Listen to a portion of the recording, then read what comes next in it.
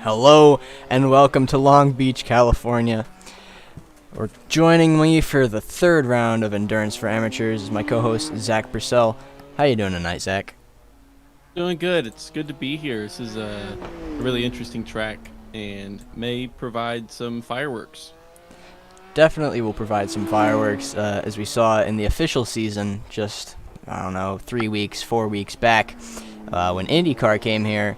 Out of almost 20 car fields, 3 cars would finish the race. So, it's a tight track, it's a tricky track, and I think we're going to see some carnage here tonight. Yeah, it can be really tough to avoid stuff that happens in front of you sometimes. There are parts of the track that certainly are very wide, and like this is still a very raceable track. It's not tight everywhere, but the places where it is tight can really create a traffic jam if somebody loses it. Yeah, and those danger spots, one of those would be turn 1. Very tight in the pit entry. We'll go over that later. That's a very interesting pit exit and entry. Another spot is going into that back straight there, the right-hander, as we see that Arizona Lamborghini going through. Another tricky spot. Yeah, it's a couple places where like you expect a car to understeer, underspeed, and then it's just left there on the outside of the racing line. You know, like typically in a track, the driver understeers, they'll go off the track, and then they're out of the way for the people behind them. But here, they're just stuck. Now they're stuck on the track, and it's gonna create a lot more havoc behind. It definitely will. I know. I think that was Nick Terrell that sent a really funny clip of GT3s here, and it was just a parking lot in that final hairpin. So hopefully we don't see that tonight. Yeah, that one you don't even need to crash to get a traffic jam on that. It's just so slow. It's in really any car, but when I was testing around with these GT3s, it was such a headache. You have to have full steering lock, and it just feels like the car doesn't turn at all. It's not like really meant for like speeds that slow typically, at least with the setup that's on the car, since it is fixed setup, and it will definitely have a compression effect on the field. It sure will. You want to walk us through a lap? We'll wait for somebody to get back to the start line, but how does that sound? Absolutely. Luckily, it's a track that's just got 11 turns, so it is difficult and can be dangerous, but it's not that complicated. Let's take a look at Paul Boyle here as he's coming to the finish line now. Yeah, Paul's going across this quote-unquote straight that's curved. You're going to brake on the right side around past the 500 board, and you need to make sure you're slowed down and not go to the outside wall there.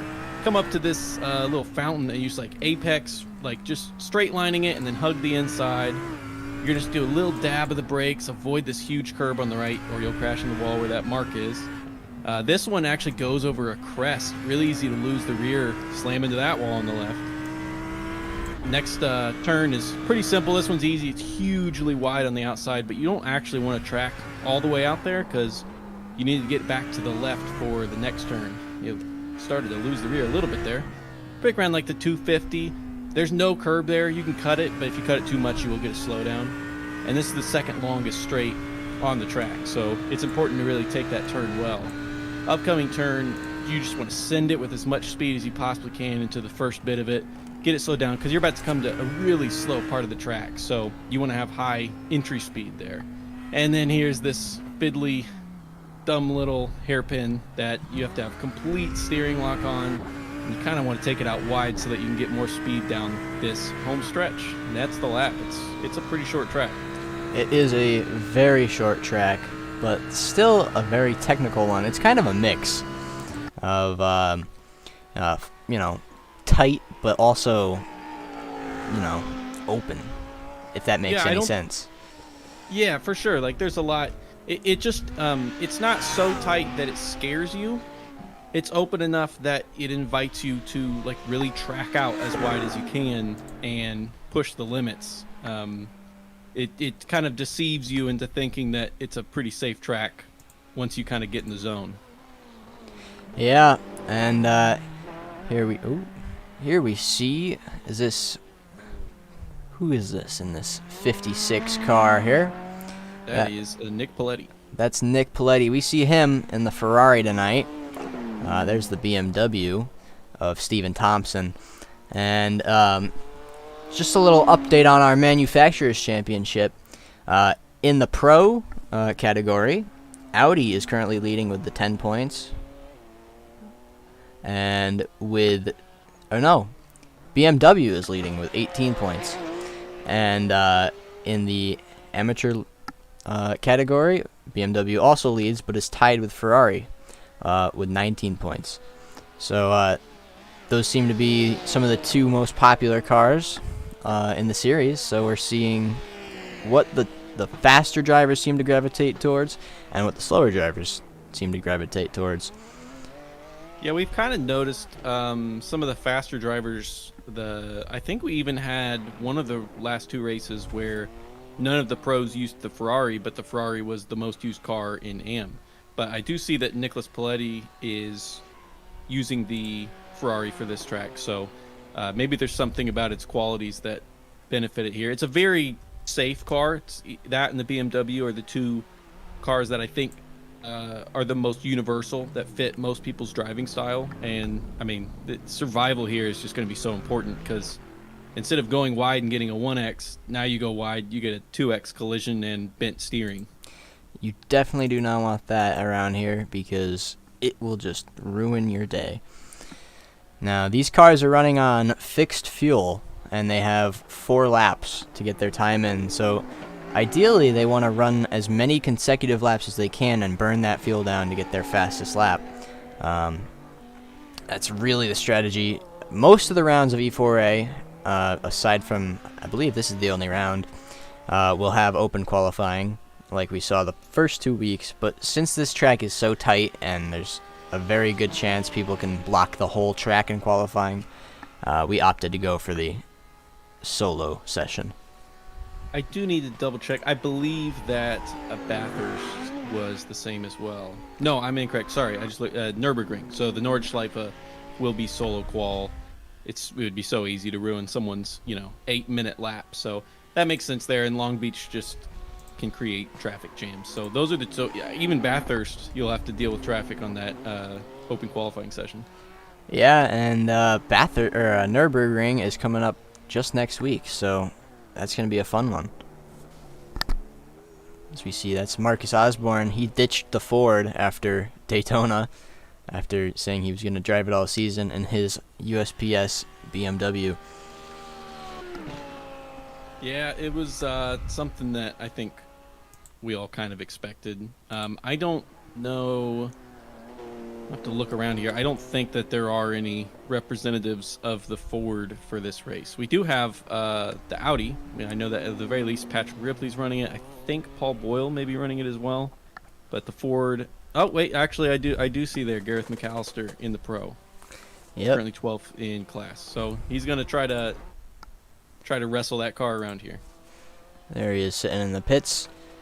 It looks like, it's actually pretty evenly distributed today in terms of car manufacturer. 2 Audis, looks like 4 Porsches, 5 Mercedes. Yeah, it's good to see a good mix. 3 Lamborghinis.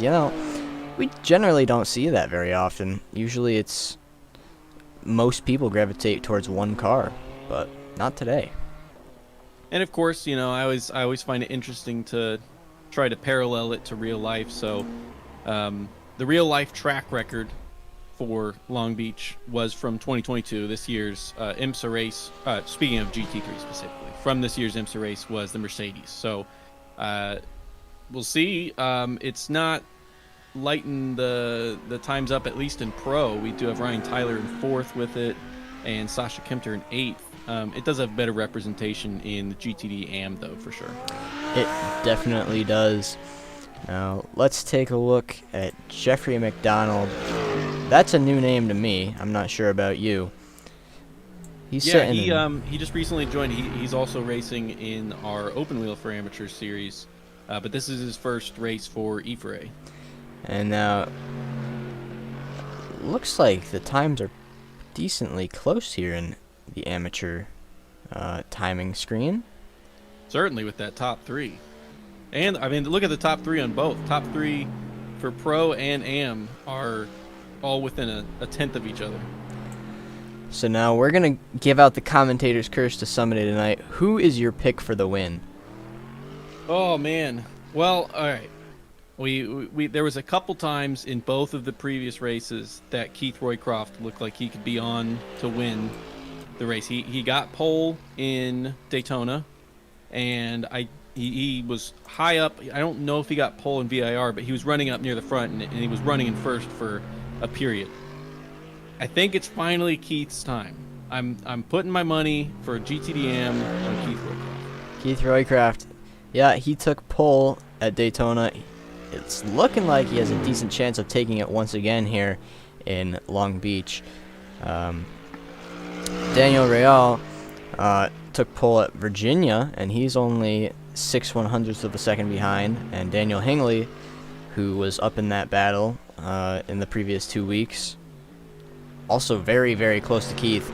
So just to spice it up a little bit, I'm gonna throw Mark Dillon Jr. for the win, because we've seen him come from nowhere in the back of the pack all the way up, fighting for that podium right at the end, and sometimes he was on winning pace if he didn't have something happen to him. So he won last week too, didn't he? He did. I won't disagree with what you said, but I will also say that nobody is more of a magnet than Mark. Nobody has been accidentally taken out of a race in that one more than Mark has. So I don't know if he just has such bad luck. I'm afraid to put money on it. Yeah, well, I guess we'll see. Now, up in GTD Pro, right now Daniel Real is our championship leader, I believe. Or no, that's Ryan Tyler. I'm thinking of GTD Am. Ryan Tyler is leading our GTD Pro with Tyler Langenberg right behind. Now, Patrick Ripley is on pole for this race. However, he had a good shot at winning last week in VIR and crashed out. So who's your money on for now? Oh man, it's been so close between all those. I think we've established that the Audi is a little tough to drive. It can be very fast. We obviously see two there in the top three, but it's tough to drive. The Porsche is also tough to drive. So I mean, he's currently in fourth, but maybe just with the nature of having to drive 100 minutes surrounded by walls, the very stable Mercedes of Ryan Tyler may be the best pick. I'm going to go with you there. Ryan Tyler, he was up there, very far up there for Daytona, and I believe he won last week, so he's got a very solid chance. Oh no, Tyler Langenberg took the win last week. But he does have Terry almost got him, yeah. He has a very, very solid chance of winning tonight, and although the Mercedes was not as stable at VIR, as we saw in turn one multiple times, just losing the rear end a little bit. So we'll see how that translates tonight. Yeah, I do think that turn 5, which is the turn getting back onto West Shoreline that goes over a crest, that one might be an issue for the car. But I think for the most part, this track kind of avoids the geometries that was really killing the Mercedes at VIR. Well, I suppose we'll have to see with just about 5 minutes left in this qualifying session. Only 2 cars out on track right now. Aaron Claybaugh in that red Ferrari there, and Marcus Osborne, who we saw in the BMW. Getting a little bit loose on exit there. Is he? Oh, and there goes Jeffrey McDonald as well, out on track. Yeah, and that was the corner I was talking about, turn 5. Obviously, not the Mercedes, but it goes over a crest, and if you're not careful with your steering, you'll totally lose the rear and oversteer and slide into that wall. In really any car, even something as slow as like the Pontiac Solstice and like the production car challenge in iRacing, you'll lose it there as well. Yeah, it's a very tricky track in terms of getting on throttle, and I think that's where a lot of the time is made up, because you can be brave. The way that road circuits work, really, most all of them, to drain water when it rains on a regular public street, the roads are kind of in a hill almost, a slight bump in the center. So when you go across that midline, the weight transfers from one side all the way to the other, which really affects the on throttle. Yeah, and then I think there are, like, that's most of the turns, and then there's a couple little fun turns that mix that up. Primarily like turn 1, where the getting on the throttle is not as important because you come up to such a slow section that really the time is gained going into the turn and just trying to be as brave as possible braking late. Yeah, and on top of that, you're going to have to be racing everybody. So I can't wait to watch this race. I don't know about you. I'm certainly excited. So I can confirm that again, E4A has a no passing rule. So all the drivers will line up in manual single file. So it'll be a single file rolling start, and no one can pass until after turn 3. Turn 3 is the exit of the Fountain roundabout. So after that, they can race. There still is a watchful eye on turn 1 incidents. So if you are found to be at fault for something that happens on turn 1, you have to start from the back of the field in the next race that you race. So drivers will still have to be very careful, but drivers will be able to race each other going into that final hairpin, turn 11, on lap 1. And that'll provide for maybe a car park in that turn there. But only time will tell. Jeffrey McDonald, the only car left out on track. He's down in 7th place right now. Can he improve? Actually, I think that he has all of his 4 laps, and I think he's just getting some more driving time. I see that he's got a time on the first, and then the next 3 were invalidated. So, use that time, get some more laps. The game's not going to stop you. Yeah, it's possible that he has hopped in with little to no practice and is just trying to touch up. And that's a great tactic for him. Yeah, I think that it's not a track that I think a lot of people are very familiar with in GT3s. It's technically been on the service for a long time, though it was a test track for many years, just because they didn't have like the technology. iRacing didn't have the technology to really flesh out the city around, and so it hasn't been an official, like an official racing series track for too long, and it certainly is not one that GT3s come to all that often. Yeah, I've only seen it maybe once or twice in the IMSA series for GT3s, and it's always a hit or miss on whether you're going to survive the race. Especially anyone with IndyCar is certainly familiar with this track, though. Of course. And going down into turn 1, if you're just a little bit back, it's a blind corner when you're down there. So if somebody spins and locks up that whole road, you don't really have much of any warning.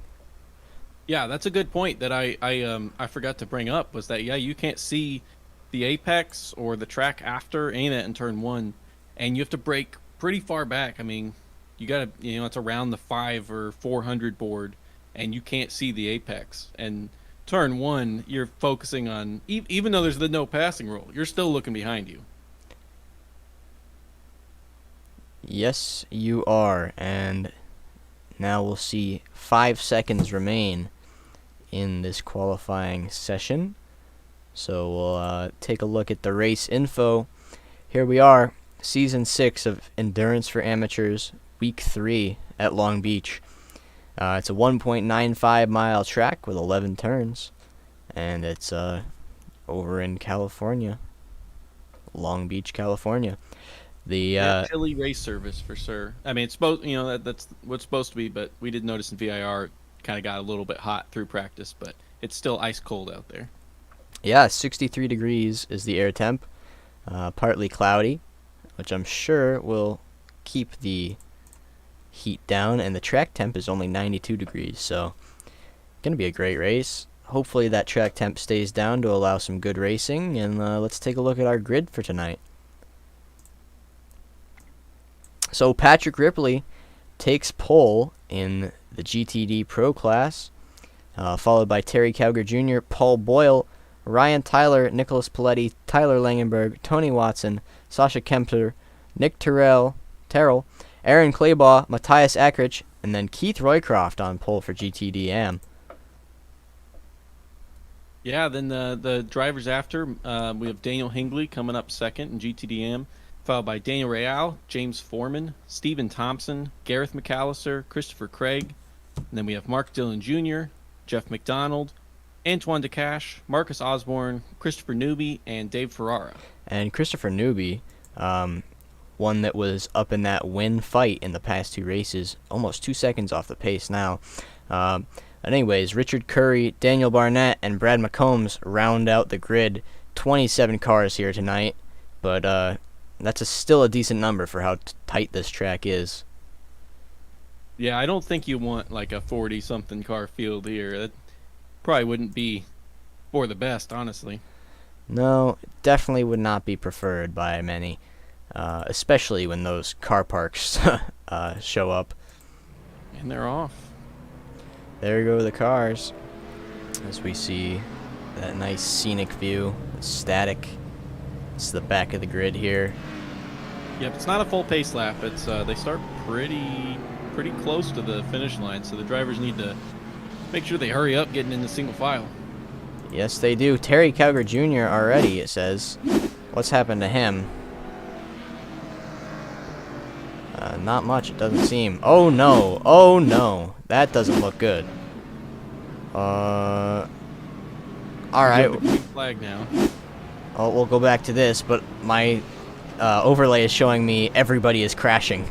I think that's because I've noticed it when it goes so slow in turn 1 or in the final turn. Sorry. Here we go. The cars are off. Patrick Ripley leads through turn 1 very nicely. Doesn't look like any incidents through the field so far.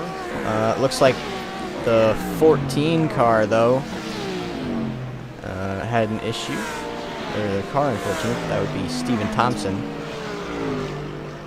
Had some issues getting off the line, but he's up and running again. Very, very clean for a Long Beach start. We're seeing everybody make it through nice single file through the first turn, second turn, third turn for the no passing rule. And now they're headed down the back straight.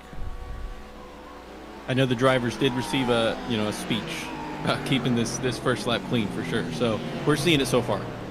Yeah, again, if they mess up on lap 1, they end up with an end-of-line penalty for next race. So they will start from the back behind all of the lower class drivers as well, if they're a GTD Pro driver. Well, that was a clean lap 1 for sure. Not even really any mistakes. Yeah. But it has caused some pretty big field spread already. It has for sure, and this says Marcus Osborne has crashed. Is it telling the truth? Looks like he's alright. Maybe a little touch there. So slow there. That's going to be interesting to decipher all race. Here they go. That is the sixth place car of Tyler Langenberg. Looks like a new livery for him this week. I don't remember that one. And that BMW there.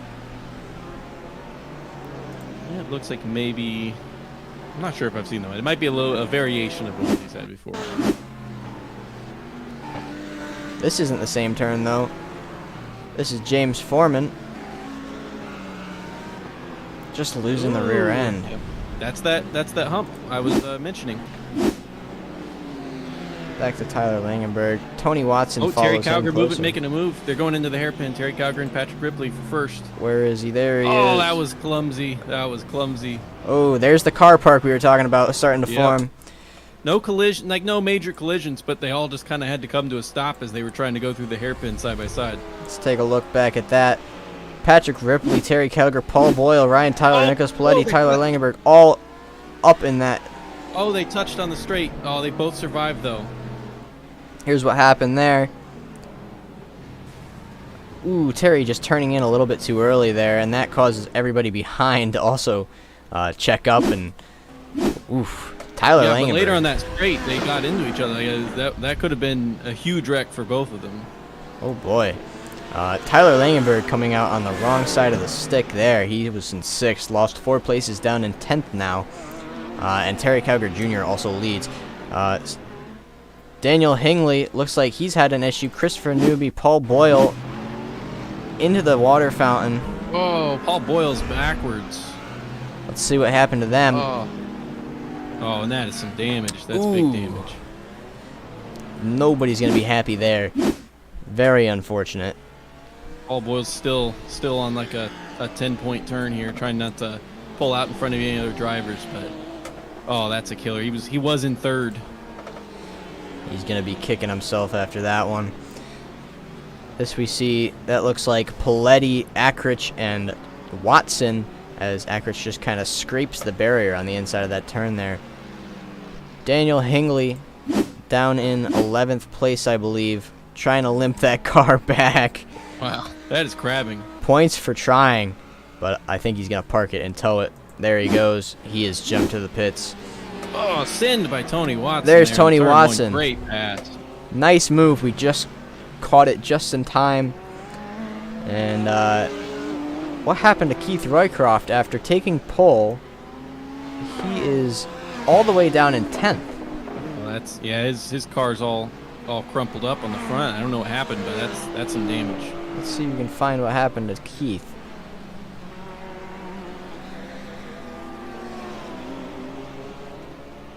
And while you're looking for that, Terry Calgary Jr. started to pull a gap on Patrick Ripley. It's now, when they crossed the line, it was 0.8 seconds, and it's now 1.6 seconds. So it was not an easy pass for him to get by, but he's really starting to pull away. Here's what happened to Keith Roycroft in that Stars and Stripes Audi. It's the hump. Just lose the rear. A little bit too much into the barrier. We've seen that happen a few times. One time tonight, and I'm sure it will not be the last time we see it. Absolutely not. Especially as the cars start to burn off fuel and get lighter. It'll be continually easier for that to happen. Disappointing for him, but now Daniel Real leads the GTD AM field. Nick Terrell, by the way, is out. He actually does not anymore. Christopher Craig has now just taken the lead down that straight. They're side by side. Let's see if we can find that. In the turn one. Here they go. The Arizona Lamborghini and the Golf McLaren side by side into the fountain turn. Not a good one to go side by side through. Craig holds on to that P1. That was a nice pass. Yeah, we were kind of looking for what was going to happen in GTDM, and it's still very competitive. Yeah, here's Mark Dillon Jr. Chasing down Marcus Osborne as Antoine DeCache. What happened to him? That's Daniel Hingley. Antoine DeCache going up to the hairpin. And let's see if he just doesn't get enough steering lock. Oh. Yeah, oh no, he kept it in. Good for him. Yeah, I think it's just incorrectly labeling that very slow turn as an actual accident. Here's Christopher Newby. This is a very understeer-inducing turn right here. Absolutely, and that's what happens. Yep. Along with soft wall. Daniel Real and Jeffrey McDonald both crashing at a similar time. Just a little bit into the back. I'm not sure if they even made contact there. This again is that hairpin turn. Just going a little bit too wide. That's an awesome livery. It is. It's a great color combo. Let's take a look now. Richard Curry, followed by Paul Boyle. And that is the Sirius XM car of Daniel Barnett. Yeah, we're seeing still, we got, as you can see on there, the timing board, number of drivers that are less than a second from the guy in front. Really easy to spook a driver in front of you if you try to attack pretty aggressively. So it's certainly going to be a tactic that these drivers try to use. Yeah, it definitely will be, and it's going to be interesting. It's just, ooh, that's the number 10. Who is that? They're stuck in the hairpin. Let's see if we can I do not find. see a number 10. Or the person who was in 10th, sorry. Oh, okay. Looks like that was Gareth McAllister. Just parked in the hairpin, but he does not look to have much damage, so he's all right for okay. now. At least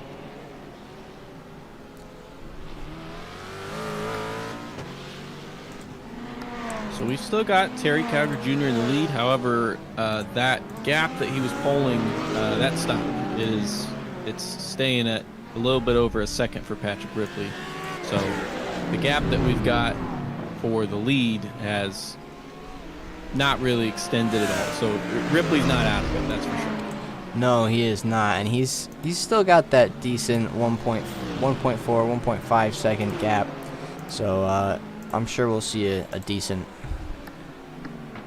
battle towards the end. We know both of these racers. Ooh, a little smash there, maybe for Mark Dillon Jr.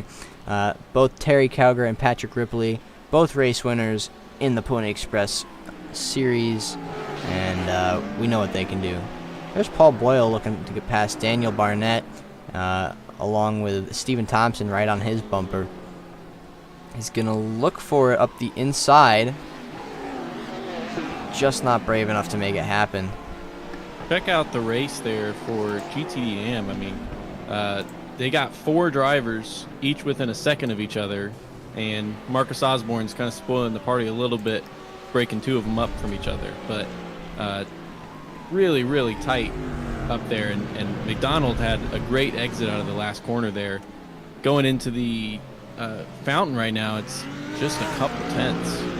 It is very, very close, and Jeffrey McDonald on his first race with Pony Express, he is giving a great showing for the viewers. Yeah, he's looking really strong. Again, he already has put in a lap faster than what he qualified with, and he only was able to get one counted lap in, so he saved it for the race, I guess. Yeah, that's what all that practice in the qualifying session was. Maybe we could take a look at their best laps so far. Looks like Terry Cowger Jr. leads the way with a 118.4. And if we compare that to the GTD AM, the AM and Pro are very accurately separated, I believe. Going into the hairpin, McDonald. Real's getting really defensive on the driving, taking really defensive lines. It's kind of slowing them both, though, and Christopher Craig has now completely joined that battle right on the bumper of McDonald. But McDonald's going to probably try something into turn 1 if he has the overspeed. I'm not sure if he does this time around, though. It looks like he's got just enough. Just a little too much. They survived at least. Wow. I'm not sure how Daniel survived that. That was close. Yeah, that was that could have been a big wreck for both of them, but you know, they both survived. Continue on. Looks. My SDK is telling me Paul Boyles had an incident, and let's see if we can see what happened there. This is into turn 1, following that beautiful Lamborghini there. Oh yeah, you could tell that was way too fast. Way too much speed into turn 1. Oh, McDonald almost losing it there. Look at how many cars we have here. All so close to each other on track. Yeah, now McDonald's having to fight with Marcus Osborne. Who I know Marcus probably isn't trying to inconvenience him too much. He knows that it's not a battle for class, but now look at that. A huge gap has now formed between McDonald and Real that wasn't there before. Yeah, this is heating up to be a great race, and it's only 12 minutes in. Quick shout out to the chat. We got Dennis, the legend status driver here in Pony Express, Dennis Diaz, doing his laundry, and also Nami Lee, a Pony Express Craig, driver. huge stint by Craig into turn 1.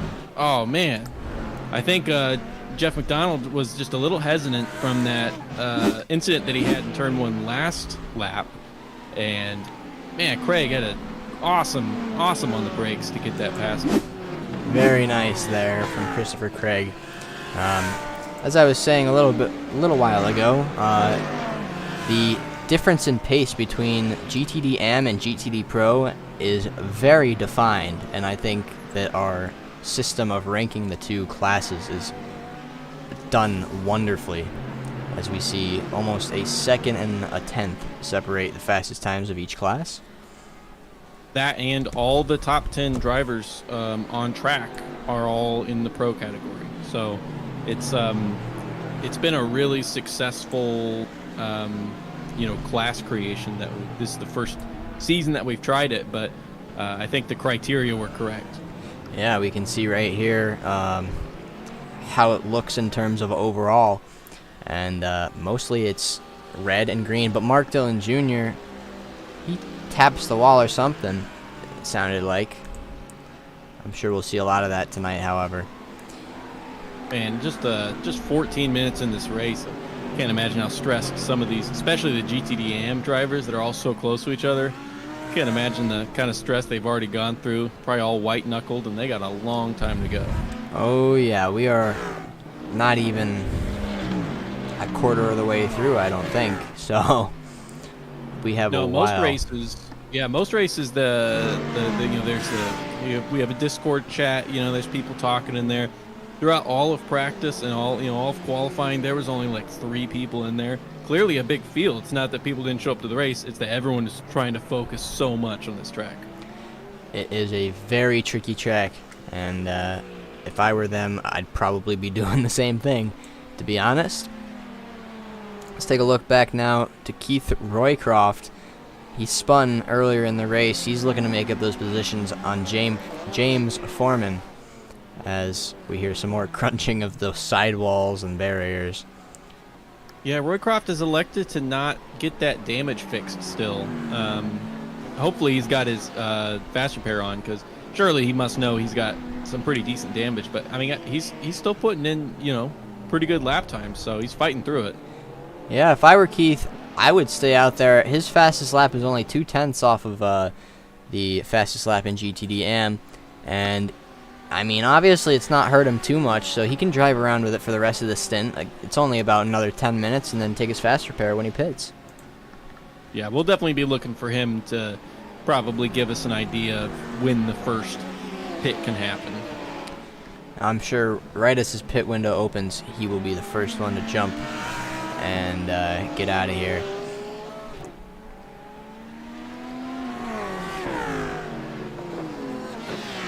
Luckily, we haven't had anyone get disconnected. I've noticed something that's been going on lately with iRacing is some pretty bad server instability. A lot of drivers getting kicked out for upload loss, but luckily no one kicked out. Oh, mistake by Craig McDonald. Passed him. Huge mistake by Craig. Slows way down.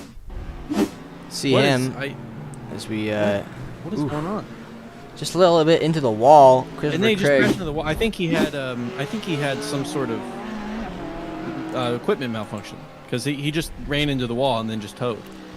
Yeah, it looks like Mark Dillon Jr. had some sort of issue. It says he crashed. Christopher Craig jumped to the pits. As we went to look for what happened to Jeffrey McDonald, we saw a move from Tony Watson on Aaron Claybaugh into turn 1. A beautiful move, honestly. Oh, well, yeah, survived it. Well, I didn't see that part. It looked like it was a good move, but into the wall went Aaron Claybaugh. Yeah, earlier this race, Tony had a great send into turn 1. Maybe he saw something where he knew that Claybaugh was going to go into that wall there and slowed way down to avoid that. Yeah. Pretty minimal damage on Claybaugh's car, though. That huge tire wall is pretty forgiving damage-wise to the cars. It definitely is. He is pitting, though. I remember in... he needs to pit. I mean, he hit it pretty hard, but I remember in Sebring, the 12-hour that we did in LMP2, I plowed straight into that tire wall in Sunset and drove away with not a scratch. So that was very lucky on my end. And it's very possible to do in GT3. They're a little more fragile cars, but still. Yeah, it just depends how you hit them. They're a little bit less aero sensitive, but sometimes it seems like the suspension geometry is a little bit more brittle. It is. You can just tap something and get a dislocated wheel. Not dislocated, but bent. Yeah, we see there Tony Watson and Matthias Akrich not separated by much. Again, Matthias is behind Tony because they both got around Claybaugh from that wreck in turn 1, and Matthias is trying to make his way up to 6th. I know he was here for one of the previous races, but I do believe that he is new to the series for this season. Yeah, and just a quick shout out to whoever's painting Richard Curry's car, because that is a wonderful paint to me, at least. It's just great. The teal and pink, great combo. Not a common combo, but great. And he's making a move there on Daniel Barnett. Yeah, that's Barnett's must be letting him by there. Well, not really. He's not, it seemed like he lifted on the straight, but then they definitely went side by side into the entry there. For sure. There's Paul Boyle in that Audi there as well. Very crooked. Going wide caused him to slow down. That's going to cause Daniel Barnett to slow down. Paul Boyle might have his chance to get past both of them down the straight if he can. Maybe not Richard, but for sure Barnett. Yeah, and again, these aren't for position, but he's only 4 or 5 seconds off of Claybaugh and Thompson in front of him for class position. So, he's trying to get up there as fast as he can, and that's some drivers that have had some incidents early on. Oh, and Richard Curry almost lost it there. That was a really good save. Speaking of for position, here's Tony Watson and Matthias Eckrich. We can see they're very close, or they were closer going into the hairpin, but going down the straight, it won't be long till we see a move by Eckrich. Yeah, Matthias has been following him around since they both got around Claybaugh, and it certainly hasn't been relaxed for Tony, but it does seem like the gap is staying pretty consistent, but it just takes one little, minor mistake of oversteer, understeer from Tony, and all of a sudden they're going to be side by side. That is very, very true. Let's see if we can take a look. Is that a pile-up? I hear Christopher Craig, Richard Curry, Mark Dillon Jr. all says they crashed. It looks like it's just the hairpin striking again now. As it does. Nick Paletti is letting drivers by. What does he have he has a little bit of damage. His car does not look like it's driving correctly to me. Yeah, it just visually doesn't. Oh, his front. No, I see what's gone. Yeah, his front right is completely messed up. I didn't see it. I had the standing screen in the way on mine. Oh, yeah, hit the wall in pit entry. Yeah, that's rough for Paletti. But Paletti is not the only one. I mean, there's a handful of drivers, and actually both of his teammates who have had wrecks and are trying to claw back some positions. Yeah, we'll take a look at one of them right now, Paul Boyle. He's down in 13th in class. It's not been the run that he needed this season to win that title, but of course we have the drop weeks, so nothing is impossible for him. Yeah, good number of drops, and a lot of this season's schedule is made up of really familiar tracks for everybody. Suzuka, Spa, Le Mans, tracks like that. Ones like VIR in Long Beach, the results might be a little bit wackier just because they're more niche. So a lot of drivers are coming into this with having never done it in these cars. Very, very true. And we're coming to the end of those niche tracks as well as the next 3 races. Although Nürburgring could be considered one of them. Some people hate it just because of how long and how much time it takes to learn, but we'll be coming up to Nürburgring, Monza, and Spa. So, pretty popular tracks. I know Nurb's not a favorite of everybody, but it's definitely popular with a certain community, and a lot of the people here have driven it before. We've raced it last season. We did the 3 hours of Green Hell back in, November now, or early December. December, yeah.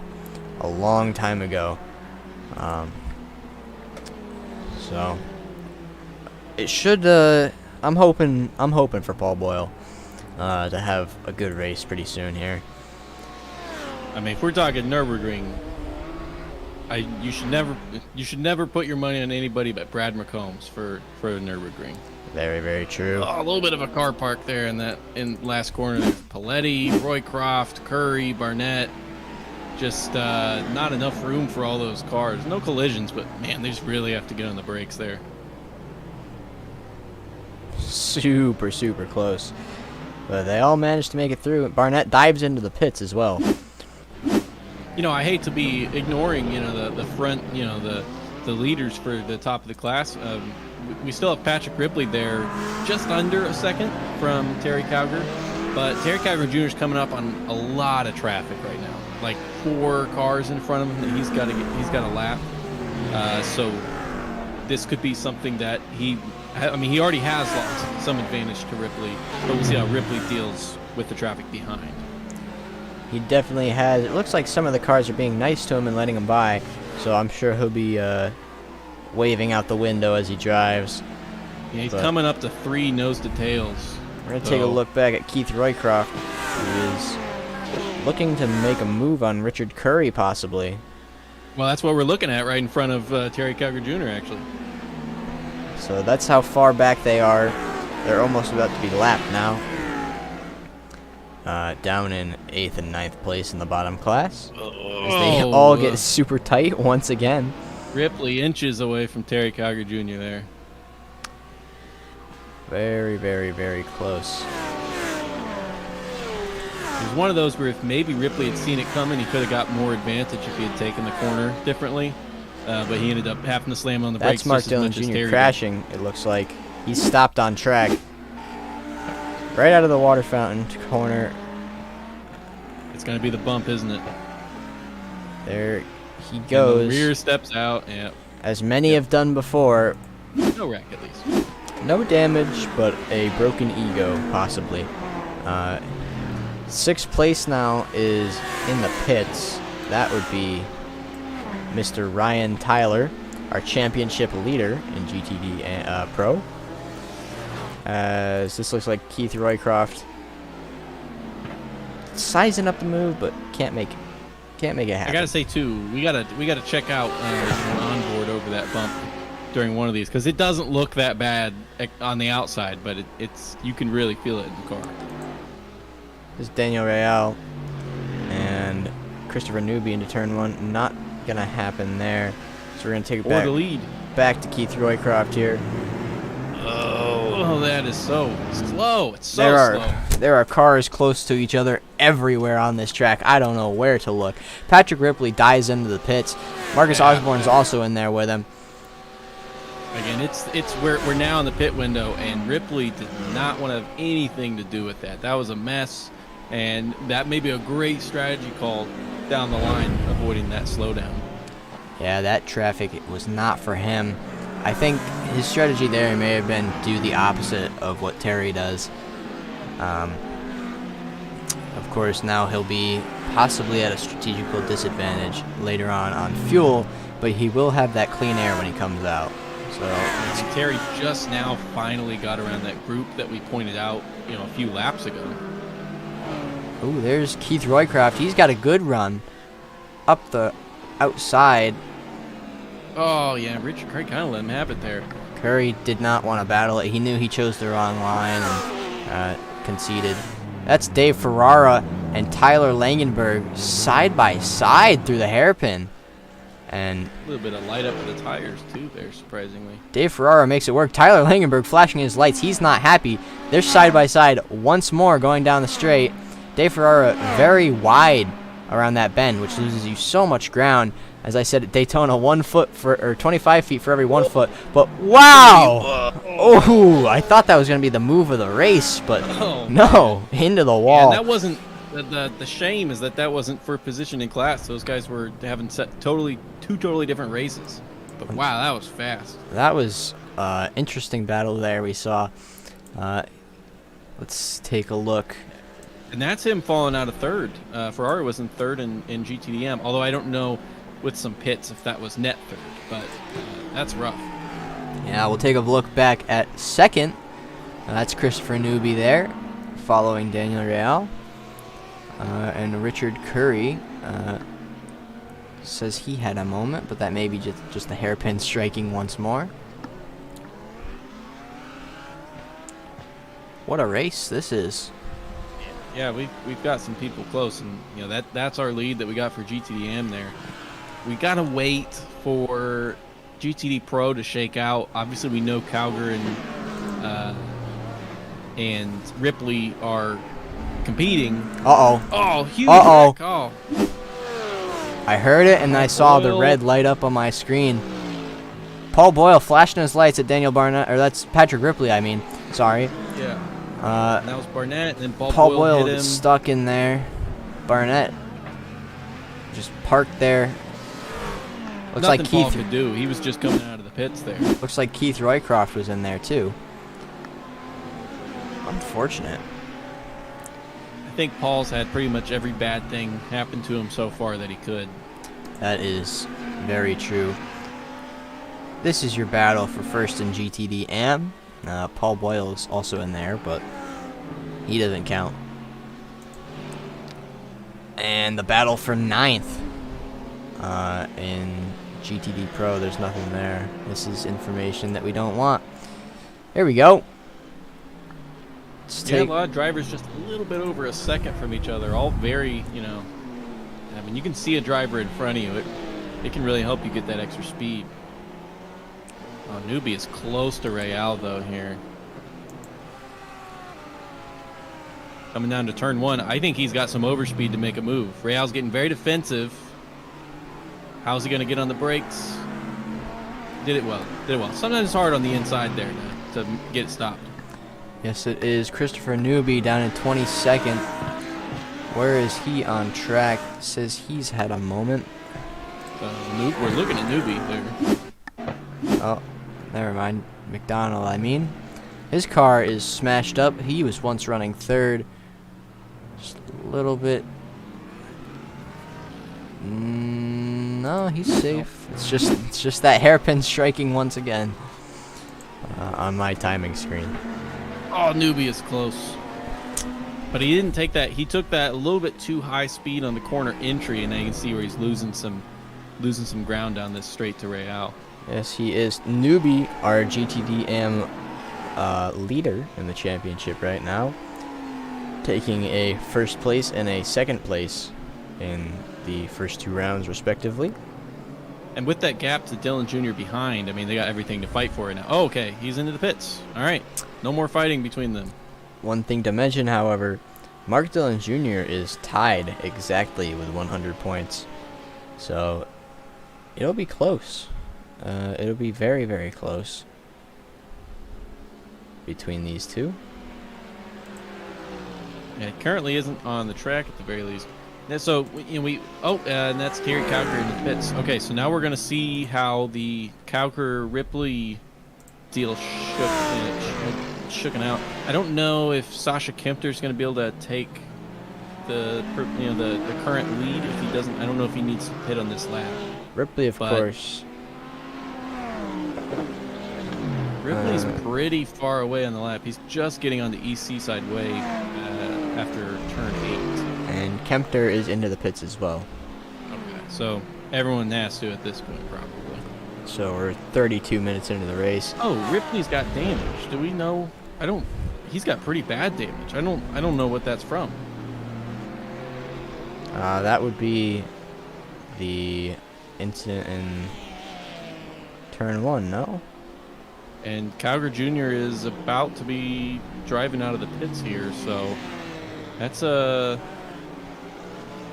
decent lead. But actually, Ryan Tyler's gonna be pretty close to him after this exit. Yeah, they are right next to each other. There's Daniel Barnett parked in the hairpin there. So sub out Ripley for Tyler, and again we've got two guys fighting for that overall win, less than a second. And Ripley is not that far behind. He does have some major damage, however, but he's not out of this race just yet. That looks like it's even crabbing a tiny bit. It didn't look like the car was completely straight on entry. I can't believe how he's driving that thing. Well, that's the indomitable human spirit for you. I did mention that. That's the we were 10 lucky car to not- there. The car in 10th or 7th or somebody. Daniel Barnett in the water fountain. I did want to just call attention. We did have our first victim to the upload packet loss. Garrett McAllister was dropped out of the session a little bit ago. Has rejoined, probably to try racing again, but tough break for him. Very unfortunate. Here is our battle for 6th in class, or 5th in class even. Stuff really shook out after that pit battle. We see Tony Watson, Sasha Kempter, and Matthias Ackerich all going down this main straight as they pass the cars in the pits.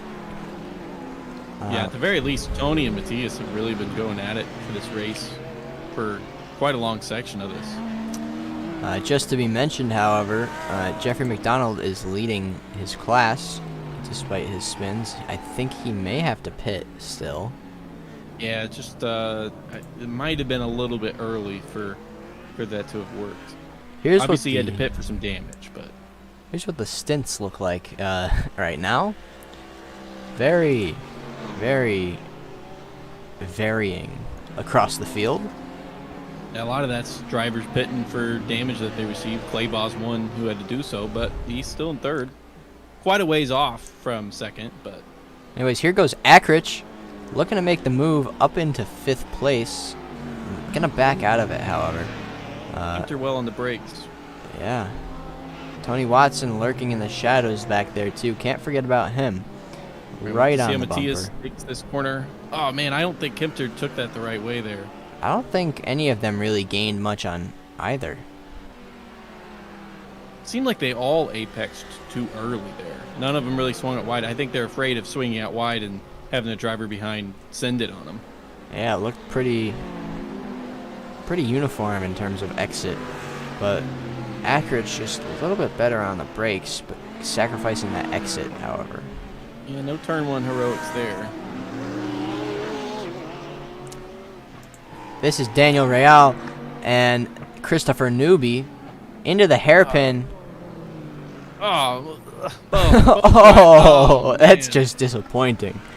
Oh, that was sad to see. Interesting tactics there. Neither driver at fault. It was just this. That was a weird. It was a miscommunication yeah. while competing. Not a lot of damage to either, but just a slight hiccup. Where are we? I'm interested. Where are we at with the incidents? Because I feel like a lot of these guys are picking up 4X collisions. This is what it looks in terms of off tracks. I guess it only gives us the amount of off tracks. As we'll see, everybody has none. Because I don't think there's a way to get them here.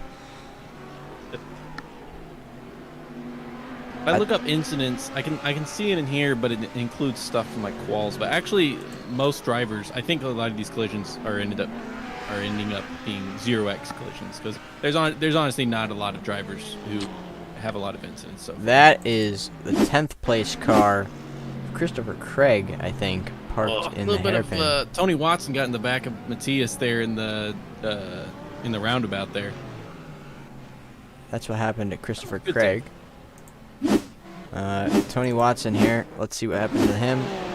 Just a little love tap into that roundabout. There's like I think 5 or 6 drivers here, all just getting in each other's way.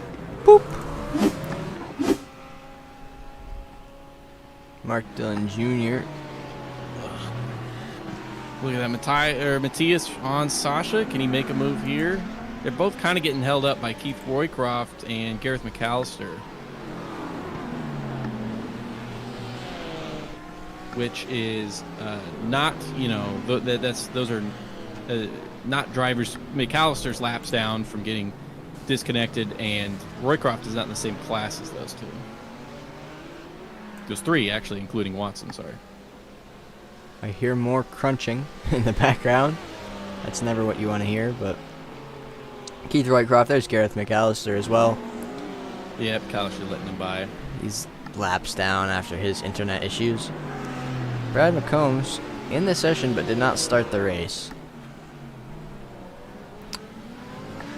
That leaves, looks like,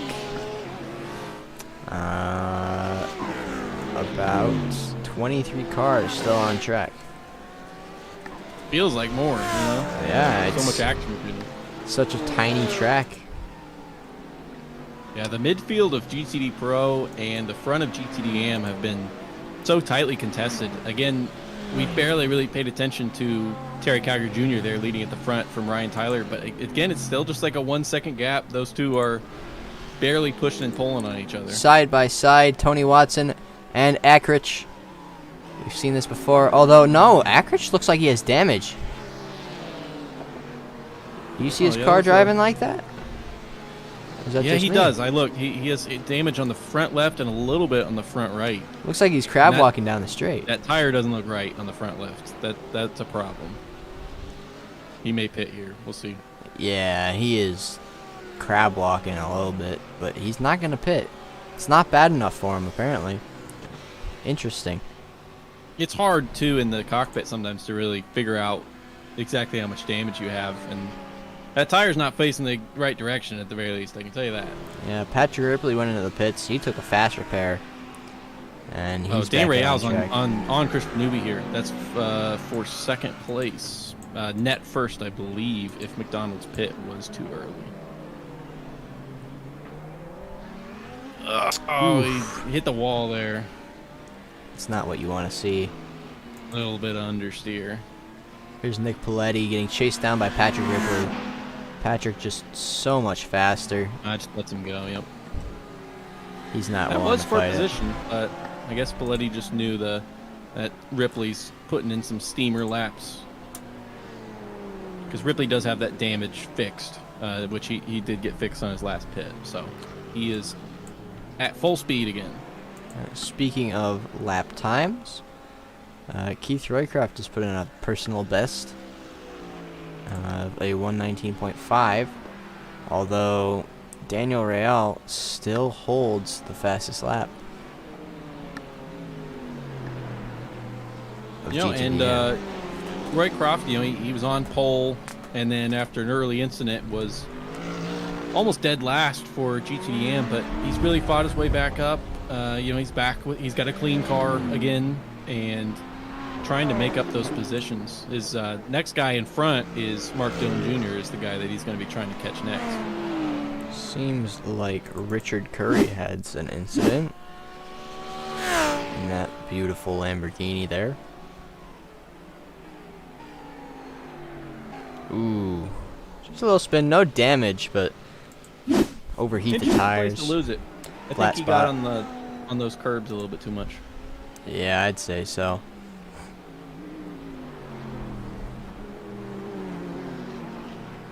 So, including the two classes, we do still have 13 drivers on the lead lap, and then another 7 drivers 1 lap down. Now, 20 drivers all within the lap. Jeffrey McDonald, I think he is leading the race on pace. I thought that he was going to be pitting once more, but he's up there on merit after his spins. So good job to him. He's definitely putting in fast times, and he does have a slight amount of damage to his car. I just don't know if that pit that he had to make for the wreck that he had earlier was too early. Because if it is, then you know that's a big problem as far as the net lead. It definitely is, and we'll see that come into play towards the end of the race. We saw the latest pit stops were around 30 minutes in, so we'll have to see how that plays out. We'll see some more pit stops in another 18 minutes. A new battle we got close to each other here is Tyler Langenberg fighting for the final podium spot with Aaron Claybaugh. Crossing the line last lap, they were only 5/10 apart from each other. Yes, they were, and we're seeing how the we're seeing that the gaps are now slowly widening as there's only one car, 2 cars on track, 3 cars now, within a second of each other. Yeah, I mean, we've still got some battles. You know, we got Langenberg on Claybaugh there. Watson's fighting with Kempter, with Matthias Ackrich not really that far behind. Dan Real's right on Christopher Newby. You know, we've got no shortage of battles currently. Now, and again, I know we keep forgetting to mention it. Ryan Tyler, just a little bit over a second off the race leader, Terry Kiger Jr. Yes, he is. There they are. Out in front, Terry Kiger. Ooh, Tyler Langenberg getting a little loose into that wall there. And getting let by into the wall again. That poor... Yeah, he's pushing really hard to get that third place right now. That poor Mercedes back there. Yeah, that's Daniel Hingley following behind there. Hingley currently 9th in GTDM, although we see right now that Ferrara pit, so he may take 8th place by the time they come around the line. Aaron Claybaugh now has pulled a 1 second gap on Tyler Langenberg after his few mistakes back then. Here's Daniel Real on Langenberg into the pits. Into the pits goes Langenberg, possibly to repair some damage. We did hear him crunch the wall quite a few times that lap. Yeah, front left is definitely a little beat up on this car.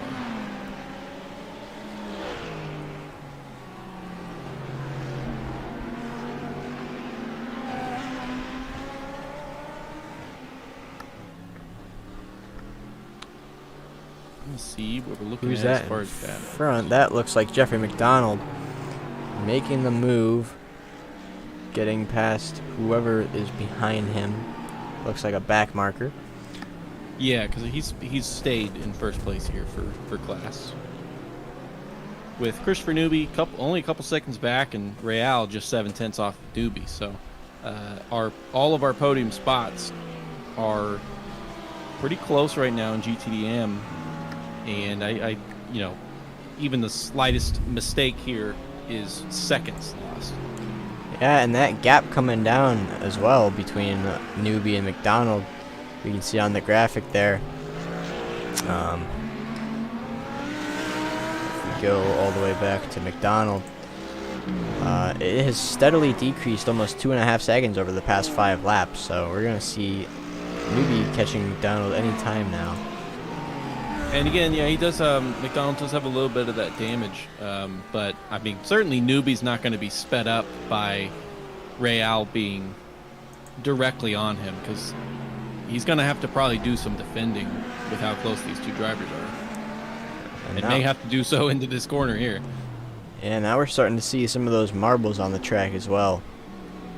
So going off into those is going to lose you grip as well with these tight corners. Real, little save there.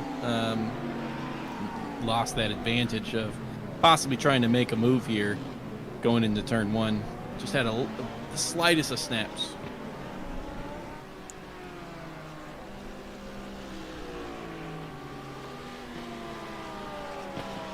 Here's Sasha Kempter and Tony Watson. Only about 4/10 of a gap. Tony Watson gets a great exit out of that corner. He's going to have the slipstream all the way down on Sasha, but just not enough. Luckily, nothing came of it, but Terry Kiger... Terry Kiger Jr. in the back of Marcus Osborne. Driver spun right in front of him. Let's see if that's that. It's just a small crinkle on the front bumper, but now Ryan Tyler 5/10 away from him. Yeah, you never like to see that happening, but it does happen. Ryan Tyler, right on the back. This has just gotten so much more interesting now. That was actually 2 collisions in a row, actually, because Terry Kiger Jr. accidentally, a little bit of a rear end on Marcus Osborne. You know, no damage in the final corner, but then a much bigger one there as Osborne pulled back. Look at that run Ryan got there. Yeah, Terry has to defend here. He's going to push him wide. This is not a turn that you can really take that outside line on. It looks like you have all the room in the world, but you go wide and you're in that barrier. Smartly defended by Terry. You know, he knew which line to take there. Yeah, very deceiving. Great job by Terry. Marcus is slipstream bailing Terry out a little bit here for sure. Although Marcus pulls off way to the side, try to let him go by without losing himself too much time, which he did very nicely. That long line really helping. That's Paul Boyle on, looks like Steven Thompson. Steven not doing much. Just kind of letting him by. Maybe Steven's doing some insane fuel strategy like he did at VIR. You know, he had an early incident, had a lot of trouble. I wouldn't put it past him. Tony Watson into the pit lane. Back to our it's probably scheduled. Our leaders in GTD AM, as we hear that looks like Real hit the barrier there. Confused. All right, never mind. Sorry, the graphic was glitching out there for a second. It was saying that I still think it is. I feel like that gap is a little too small in Calgary. Okay, yeah, now it's growing. That's weird. It was mistaking the gap between Terry Calgary Jr. and Ryan Tyler's. It is like half a second, but it was at one point showing them a tenth apart. Huh. Here's how they stack up over a lap. Tauger and Ryan. I just said Calgary and Ryan Tyler. Ryan Tyler is faster through all of the sectors in the last lap, but not by a lot. Just a whole like 2/10 over the whole lap, but it's still enough to make that difference, especially when the race is so long. You have a long time. 2/10 over 40 laps is like, I don't know, it's a few seconds. I'm not doing the math right now. The thing is it's enough to catch you up, but you got to be more than a couple tenths faster to pass. That's a whole nother. Especially we're looking at a street circuit here. It is a racy one, but you got to be a whole lot faster than a couple tenths to make a pass, unless there's a mistake from the driver in front. Yes, you do. Especially Roycroft has disconnected. He must have had another incident. That's a bummer. This is what happened to Keith Roycroft, and he jumped to the pit. Oh, hold on, we'll look at that again. He jumped to the pits right after that happened. A little bit too much. Just enough for him to call it. You hate to see it. Oh, one of these races will be his. I know it will. Claybaugh just made a nice pass on Real, it looks like. We caught the... Oh, no. That's just the pit lane. Yeah. So, I mean, technically, technically on track. There's Tony Watson. Tony Watson has found himself in a battle with at least some other driver for this entire race, whether it be Claybaugh, Ackrich, Kempter. He has had a stressful race, I bet, inside that cockpit. Yes, he has, and he is chasing down Aaron Claybaugh very nicely. Well, and as they do that, that's race leader Terry Calgary Jr. right behind him. So they're fighting, and they're fighting for position, but these drivers are all going to try to have to work together to not lose much time. Ryan Tyler, he's only 6/10 off, and depending on how Terry's able to get by this, if he can just get by in the straight here, okay, Tony is letting him by. All sorts of stuff going on right now. Tony, of course, will benefit from that slipstream once Terry's in front of him. So not really taking it. Yeah, he's hesitant to pull back in, but it will help him out slightly, and Terry's fast, so you can kind of use him as reference. I know that I'm faster when I'm following a faster driver, not just because I have slipstream, but, you kind of brake right when they brake, and it tow them along unless they're super fast. I don't know if that's true for you. Tyler not being able to get by at the same time definitely hurts. But no, I feel like I end up being slower when I'm immediately behind another driver, because then I actually brake at this, like when I see their brake lights hit, that's when I brake, and I'm doing it way too early, and I'm never competitive. Interesting. I feel like I can carry the momentum much better following somebody, but maybe that's just placebo. Almost everybody now. Over a second separate them. Except as it's been, those podium positions for GTDM kind of seesawing a little bit with the gap, but staying around the high, just sub 1 second, high, low 1 seconds kind of deal. We got currently 0.6 from newbie to McDonald. Yeah, nothing is keeping anybody from having that podium or even the win. McDonald. Right, Tyler into the pit.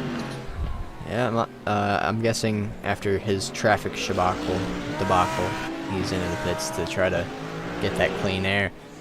He did have the most minor damage as well that I see him just used one of his fast repairs on. Probably wasn't affecting him that much, but it's a safety, a comfort thing. But yeah, newbie and McDonald here. Newbie obviously faster, it looks like, but McDonald just holding on right now. Newbie is caught up almost 0.4 since last lap, so it'll be closing very soon.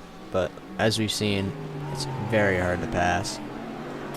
And I'm still trying to work out if McDonald is on the a net lead strategy. When was the last lap that he pit? I'm not sure. This is our pit strategy here. So McDonald pit on lap 18 and Christopher Newby pit on lap 24. That sounds like that sounds like a net lead then there to me, because I mean that's about this, it's a little early, but I don't think it's too early. I'd say he's still in the pit window, that's for sure. And yeah, he's got that net lead down. I would not count him out of the race win, as long as he keeps it clean. We saw this corner coming up right here. He's lost it a few times, but solid race on his debut in E4A. Yeah, it's been a really good showing. This is not the easiest track to, and I can say from experience, like when I first joined, there's a big benefit you get from knowing the drivers. You know how the drivers are gonna react around you, whether it's like, you know what they're good at, or if someone's gonna let you by. Oh, but that is newbie on McDonald. Shouldn't have been talking. There it is. But there is a benefit to be gained from really knowing the drivers. So coming in brand new, don't really know any of the drivers, and it's at Long Beach. This is despite the fact that he just lost first there, and he's pitting. Okay.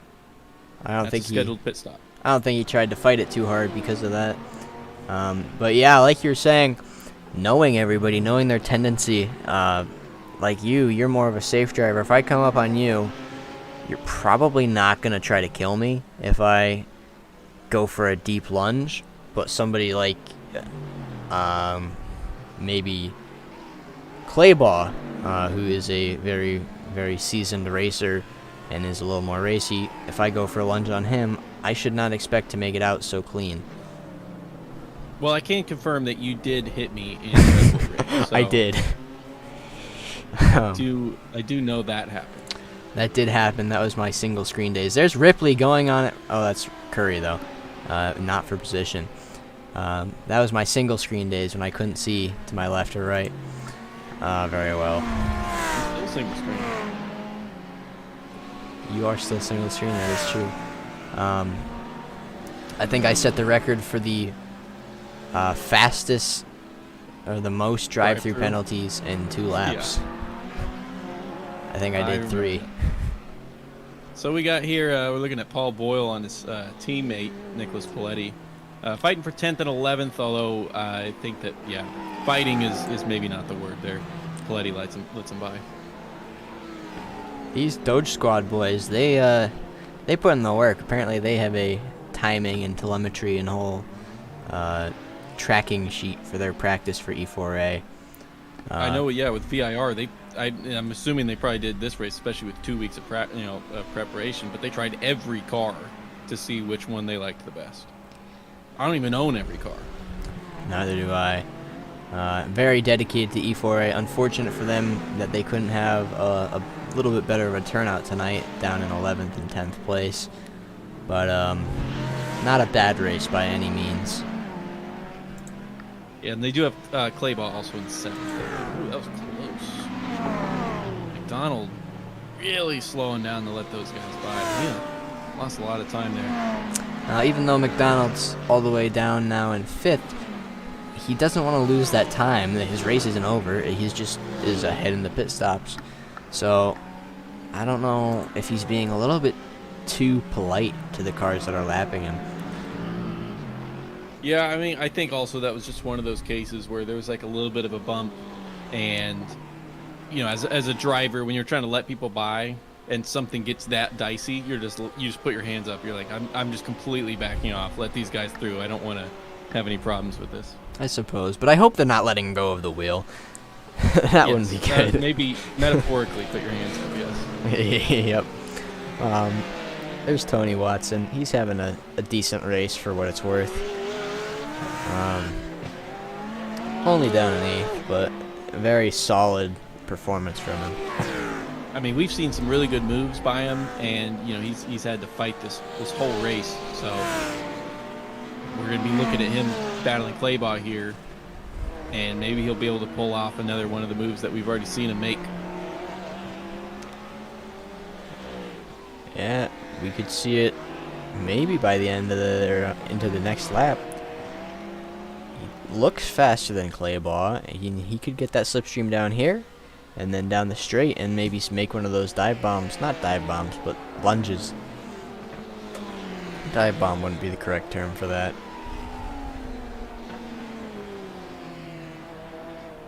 Just like look at these. So the pit strategy has been, you know, when you get these damages and you know you're close to your pit window and you get a little bit of a crunch, a lot of times you'll sacrifice pitting a little bit early in your window to get that fixed. So I'm struggling to do all this math in my head, trying to figure out where the race lead is, especially for GTD Pro right now, where Terry Calgar Jr. has still not come in for his pit, but I don't know where he's going to come out in relation to Patrick Ripley, who's continued to put in really fast lap times. Yeah, I'm not sure. Patrick Ripley pit on lap 25 for damage repairs, so he's a little bit out of the cycle. Down in 5th place, Ryan Tyler, our older leader, he pit on lap, that looks like 40. And then, of course, the 2 people out in front pit on lap 24. So, I don't think I caught that Ripley had just a 5-lap stint. Yeah. Yeah, that's what happened with his damage. He was super damaged, and then he wasn't, and he was just ripping those laps out. So, Ryan Tyler really close with a driver exiting the pits there. But yeah, no. Right now, Ryan Tyler, at least when they crossed the line, he was 51.1 seconds off of Terry Calgar Jr. I mean, that sounds pretty close. A full tank of fuel, that sounds like that's pretty close when Terry comes out of the pits there, I think. Now we're talking about coming out of the pits. Ackrich has been in the pits for a total of 53 seconds. We can see him at that green cone right now. That is a 1-minute stop, almost, just about 8/10 short of a 1-minute stop in the pits. So, I don't know. I think Ryan Tyler's going to come out with a pretty decent lead. If he's only 50 seconds back. Stop is like that. It's potentially Matthias may have taken tires, maybe. Obviously, that would increase the time by quite a lot. You want to take a look at that? He looks like he spent about 22 seconds in his pit box, I believe, which seems to be on par with what everybody else took. Paul Boyle 21 seconds, Marcus Osborne 22 seconds. So I don't think anything was out of the ordinary there. Paul Boyle took a 52-second in the pit lane. No tires for Matthias. And Marcus Osborne took 59 seconds. So it's really just how you can get into the pit lane, how your entrance is, and then how your exit is. I think. So at the line again, Ryan Tyler's 52.6 seconds from Terry Calgar. I mean, that's like equal to a pit stop. It is going to be very close between the two drivers, I think. It will be close, but remember how the pit exit is at this track. He's going to have to go almost past the corner and then turn in. So it's an awful turn in. Yeah, if they're close, Terry Calgar Jr. is completely on the back foot. He definitely is, and I think at this point, I'm saying Ryan Tyler is going to come out on top here.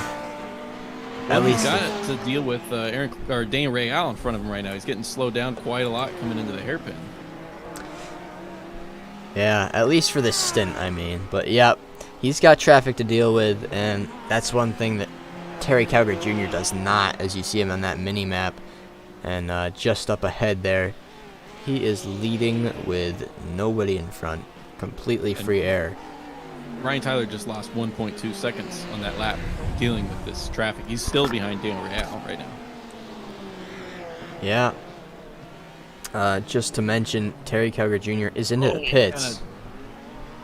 Okay, there was a little bit of a tap that I think Ryan Tyler was getting a little bit impatient there. He kind of and he gets on the wall a little bit too. These drivers are all speeding, by the way. The speed limit's 35. But no. Tyler got right into the wall. It was a minor touch, but on the edge. Before that pit stop, I think Terry Calgary Jr. was on a lap of his own, almost lapping 5th place. Of course, he does stuff with it, but yeah, that's very impressive. Oh, and there he is. So, he is on that awful trundle all the way down to those cones right now at pit speed limit. So Patrick Ripley out in front. Let's take a look at Ryan Tyler. This is the man we're really looking for. Calgary is up to full speed now, coming on the pit exit. He's got it pretty cleanly. Calgary easily has. Calgary took 58 seconds in the pits. Where did my calculations go wrong there? Terry Calgary Jr. with almost 5 seconds of safety net there.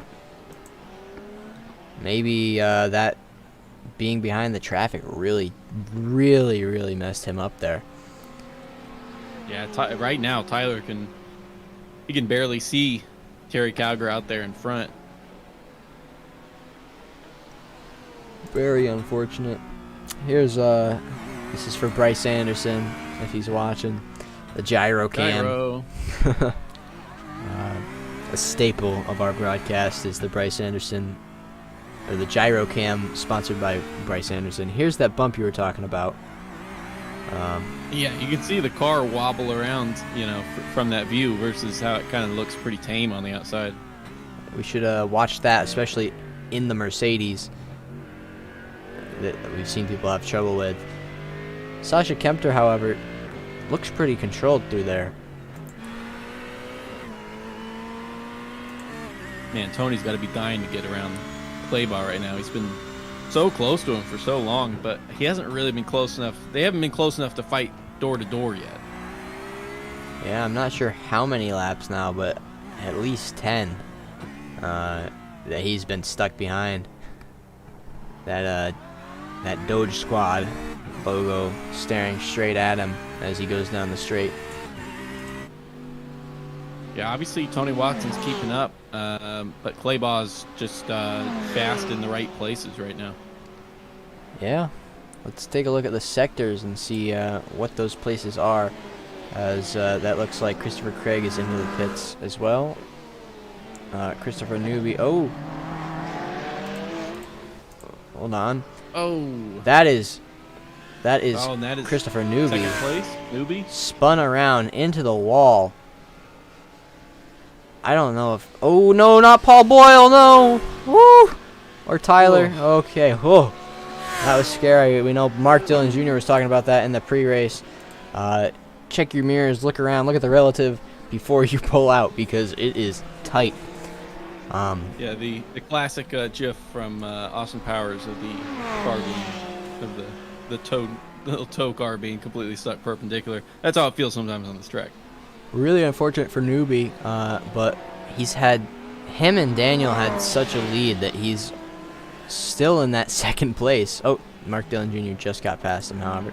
Oh, he spun it again. No, he hit the pit wall trying to go into the pits. Oh, man. Wow. Just absolute disaster for Newby. Let's take a look what happened there. We know what happened, but we'll look at a detailed replay. already damaged. Just wanted to get into the pits, take his fast repair, and oof. Oh man, I think that's weird. It's almost like he hadn't made the decision until immediately then. Yeah, insult to He injury. missed his pit box. He's backing up in the pit lane right now. Oh man, that is rough. That is guy very who's running rough. in second there. Yeah, and our championship leader as well. There's Aaron Claybaugh, Tony Watson. They've been right next to each other for so many laps now. One of my favorite cameras, the gearbox, for when somebody's following here. See Tony a little wider line there, a little more open through there. And actually, both of these drivers too have really been fighting their way up. Both ones. It was not that long ago, and again, maybe it's the pit strategy that's throwing this off. But not that long ago, we were looking at Claybaugh and Watson fighting for 8th and 9th. Currently 4th, 5th.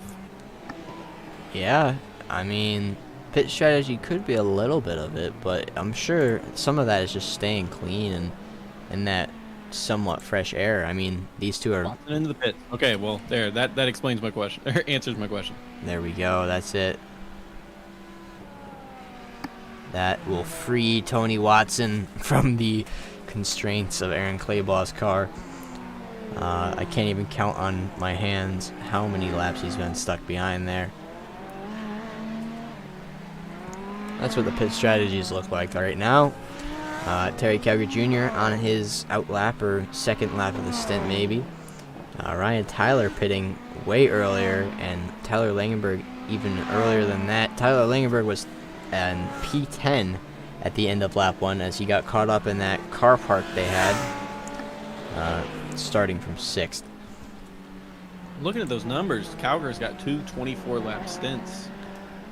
Is that enough to do just the 2 stops? Can he go to the end? I mean, look at how few stints from other drivers were actually able to be 24s. Him and Kempter were the 2 that were able to do 2 24-lap stints.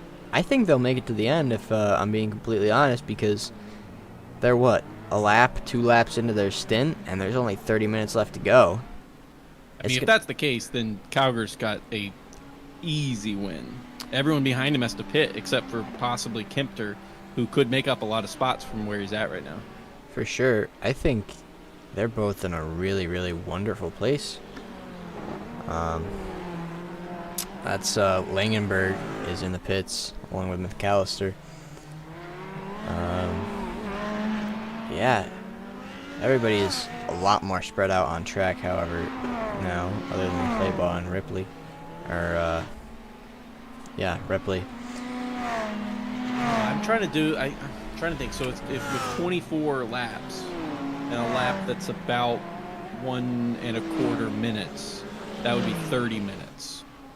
So I don't think that they can make it. I think that it's going to be a couple laps short, and it's going to be a splash and dash at the end. I'm not sure, though, because I think it was past the 30-minute mark when they pit for the first time. Well, but 24 laps, I'm saying, would be like 30 minutes, so it's a 100-minute race. 3 30-minute stints, you'd still be 10 minutes short. That's a little splash and dash that you got to do. I don't think it's possible to do 2. Very true. We saw Stephen Thompson last race going for a eliminating 1 stop. That did not work for him, so let's hope these 2 do not miscalculate it. Yeah, I mean, just given the nature of this track, it would have surprised me. I mean, there's pretty long straights and not a lot of turns, so being able to fuel save that much would have been a pretty surprising thing to do. Still may be the right call to stretch those stints out so long, especially because Calgary Jr., he's been in the front for most of this race, and if you'd much rather be in front than behind, so pit as late as you can for sure. Yeah, and we see now only 8 of the GTD AM drivers remain in this race out of looks like we started with 11 of them. So we've lost Dave Ferrara, Keith Roycroft, and Daniel Barnett as we hear somebody in the back. That looks like Patrick Ripley just tapping the wall, crushing some metal. I mean, his front hood's a little crinkle. I mean, not hard-pressed to find a car out here that Doesn't have a little bit of damage. That's very true. Here we see Eckert going through that wonderful double left-hander. Claybaugh flashing his lights, trying to tell, looks like Daniel Real, I believe. Let me by, I have people behind me. Yeah, Real's a driver who was, was running real high up earlier, but unfortunately he's down in 7th place right now in GTDM. Yeah, unfortunate for him. Christopher Newby, who had that big spin and crash and hit the pit wall, he's only in 3rd place. So that just shows you the divide of pace between them right now. And you were the one who called out that you thought, Mark Dillon Jr. might get the win. And he did have the spin earlier, but he's 2nd place, only 6 seconds back from 1st. There he is, right behind Tyler Langenberg. There's just about 25 minutes left in this race, and anything can happen, really.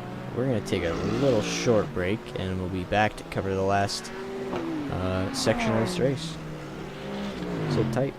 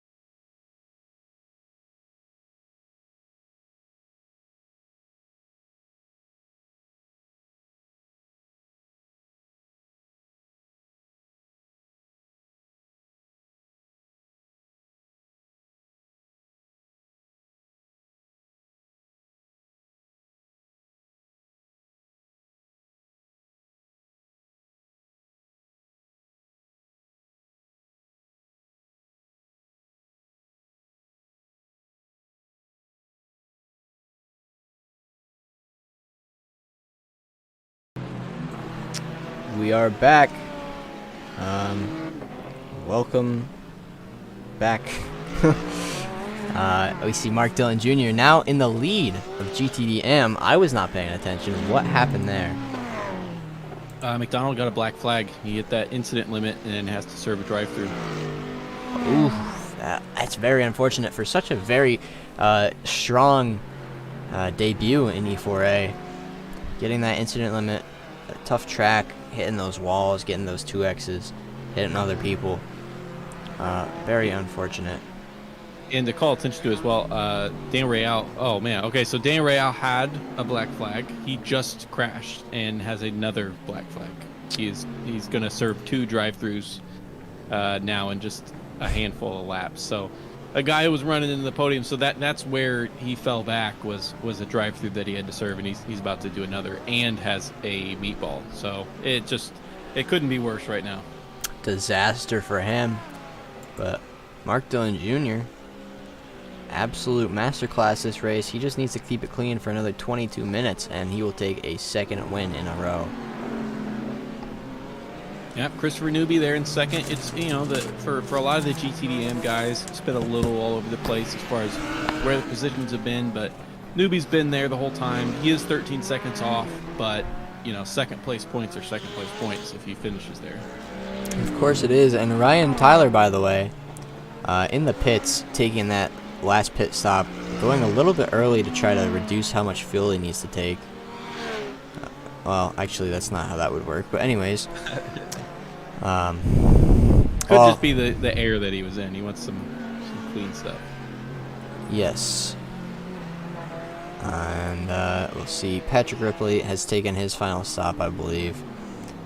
It looks like Cowger. We already went I don't over think this. Ripley has, because Ripley is only on a one lap newer stint than Cowger, and Cowger can't make it. He'll be like 10 minutes short. So I actually think Ripley will have to do another. All right. Well, we'll see how that filters out. I'd say the pit window opened about a few laps ago. Oh yeah, for sure. Yeah. So we can see these just about any time now. Langenberg and Watson, I think they'll be good. We saw Tony Watson was stuck behind Tyler Langenberg for the longest time. Now they're nowhere near each other on track. Langenberg. Claybaugh, actually. Or Claybaugh. Apologies. What happened to Claybaugh? And yeah, they are completely. Claybaugh's third in class right now for GTD Pro. He's quietly made his way up there for sure.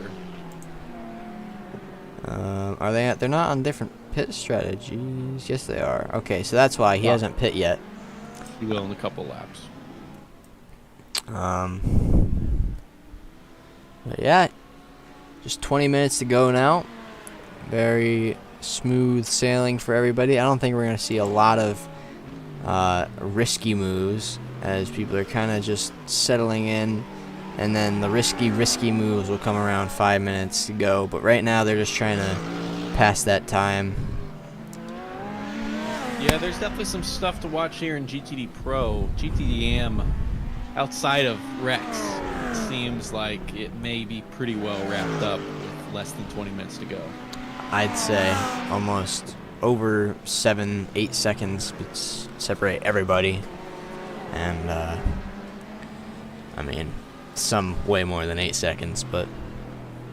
Well, McDonald, we know, has a ton of pace. Did something happen to Foreman there? He's on the graphic, he just gained 2 seconds on Foreman. I'm not sure. Let's see. Yeah, something, Foreman went out wide, and he let... that sounds like scrubbing tires. That is scrubbing tires. Daniel Hingley going around, causing some problems for Claybaugh and Ripley. Ripley's going to get passed into the hairpin. Claybaugh's going to pit now after he's... Yeah, it's about as well handled as it could have been. Yeah, he knows, I'm not going to follow Ripley around. I'll pit. And that's what he did.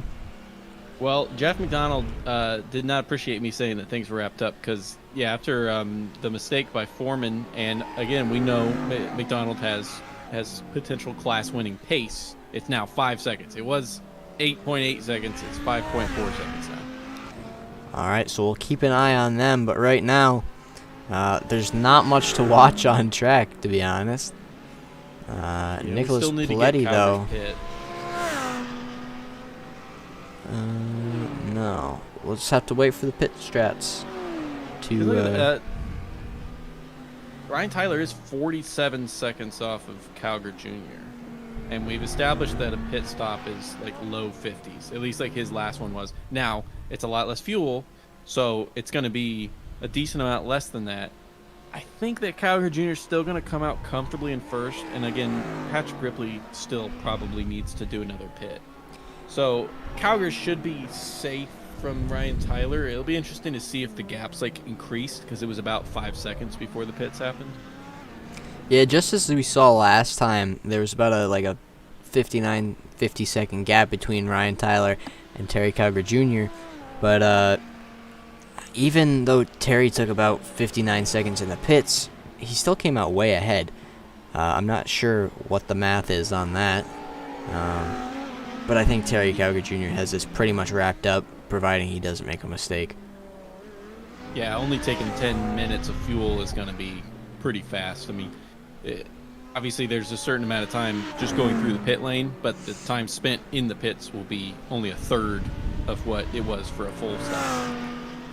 Exactly, and McDonald now only 3 seconds behind James Foreman. Wow. So watch out for them. Christopher Craig and Daniel Real looks like they haven't retired. They're just getting fuel. Yes.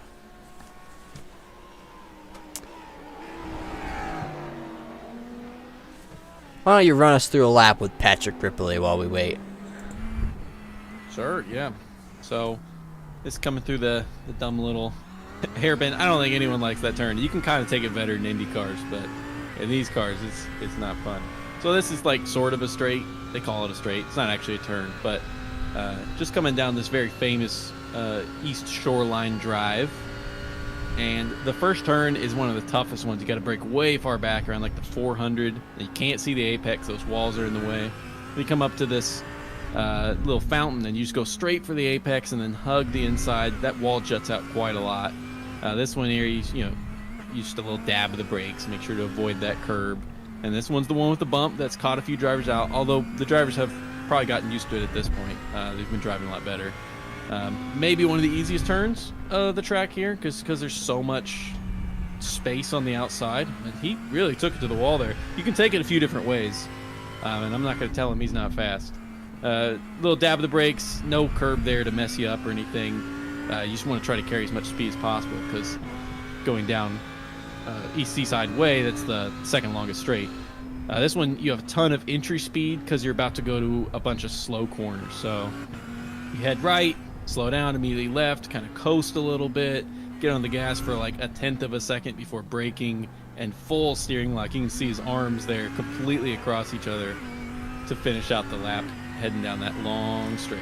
Now I tell you, that Audi just feels so unstable just watching the gyro cam. I'm sure driving it feels fine, but there were multiple times over that lap where I thought he was going to lose the rear end, specifically the first time in turn 1.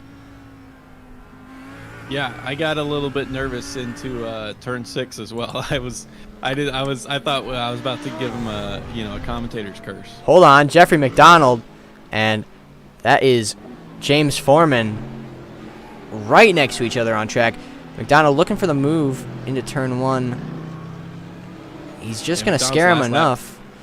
Last lap, 4 seconds faster. What has happened for James Foreman? A mistake, or is that just all pace? That's surely not. There's a little tap of the wall as well. I'm waiting to see what he does here in turn 1. He pulls out. I think it's a spook. Just a little bit of a spook. But wow, yeah, I mean, Foreman really stayed wide like he thought he was sending it, though. McDonald could have taken advantage of that, but he's got chance. There's still 14 minutes to go, so it's not do or die right now. Very true. Oh, now it is.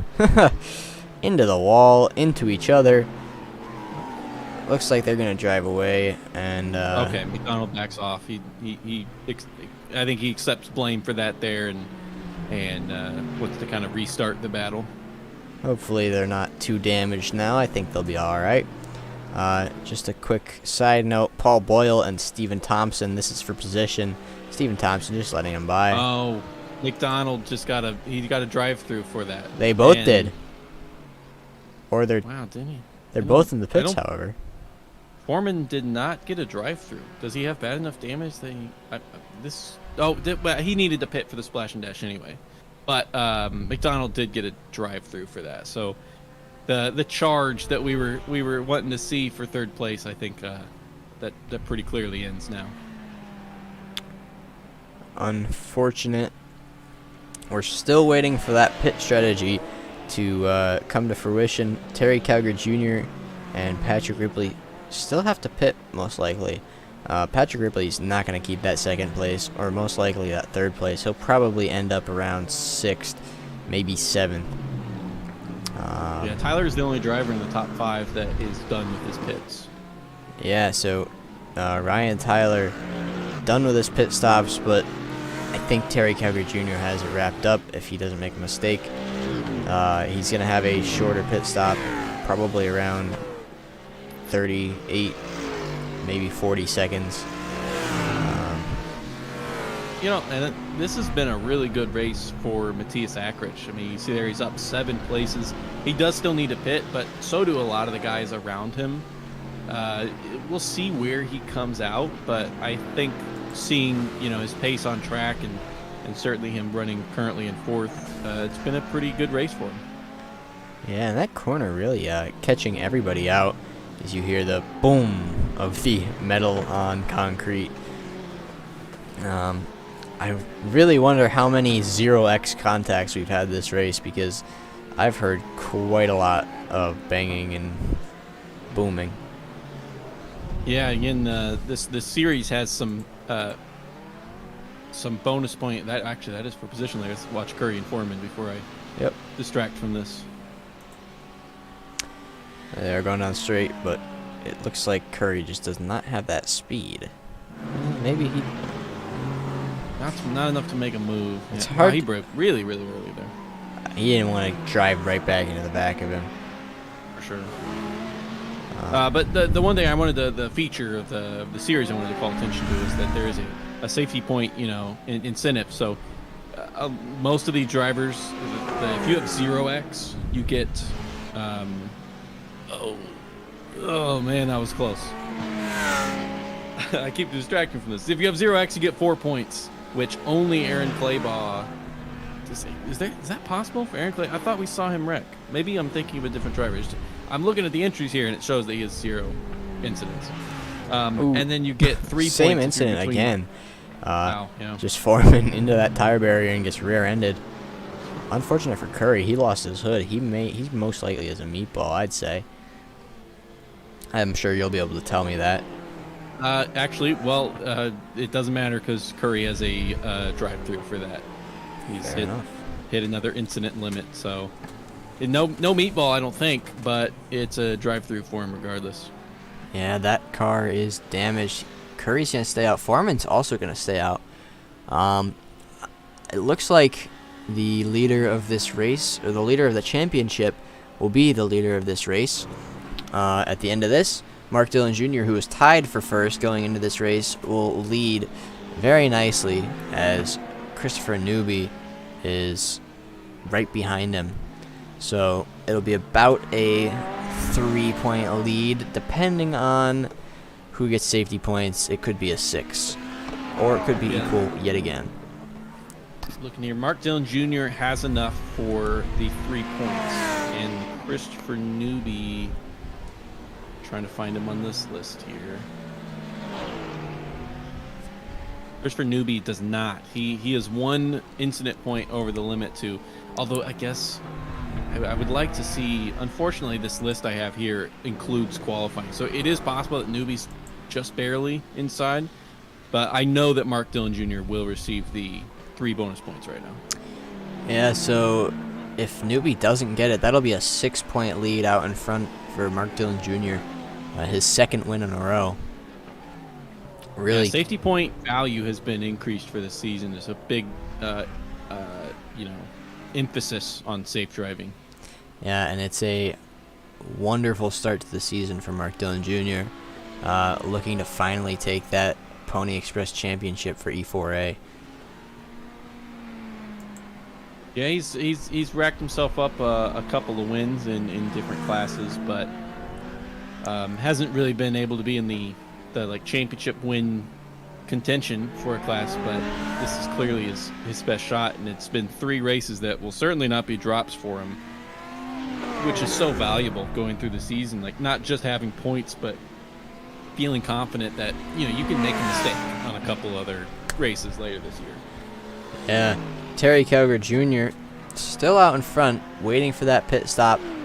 Let's take a look. I think he'll be pitting right about now. Let's take a look at the pit strategy. He's done 21 laps, so he still has 3 laps to go. It'll be really close.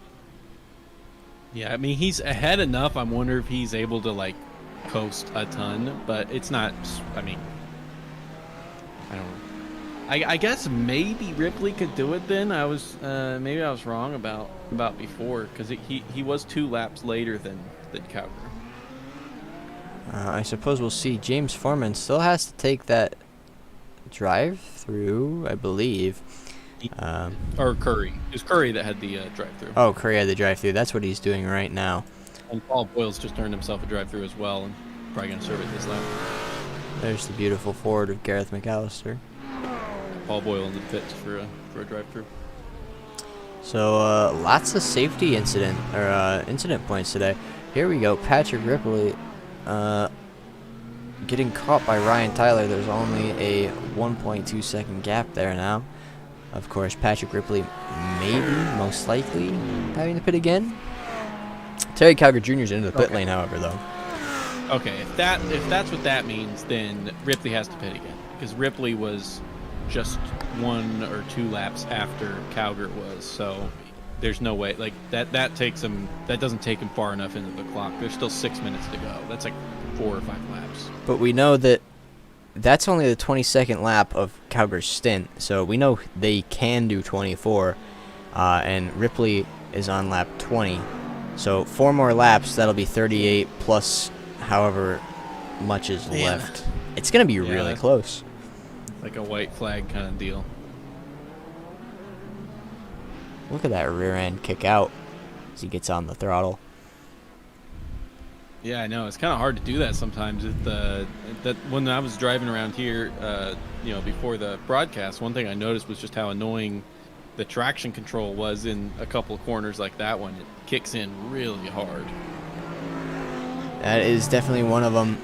Just that car, you will bog down. You will not have any drive, and that's a great way to lose time. Patrick Ripley will not want to do that too often. And yeah, Calgary, he came out 12 seconds ahead of Ripley. So, I guess maybe he could have stretched out, but why? What's the point when you're already going to come out so far ahead, even if you do the pit? I think mainly just to,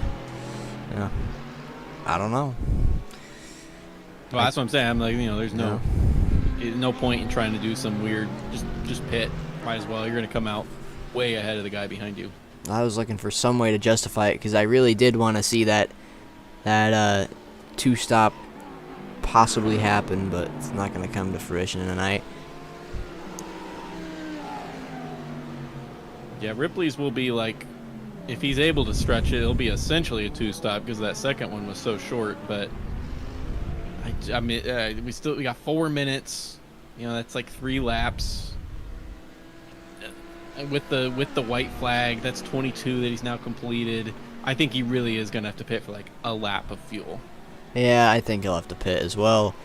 As much as I wanted to see him stretch it. But looks like Terry Calgary Jr., again, 11 seconds out in front. He's made his pit stop. He's good to the end. It's his race to win. Yeah, and similar sort of gap that Dylan's got on second place in GTD from Christopher Newby. And even though he hasn't really, even though he is going to win this race, or if he does, ooh, Ripley, really squirrely in the rear there, the Audi, the death trap. Anyways, Terry Calgary Jr.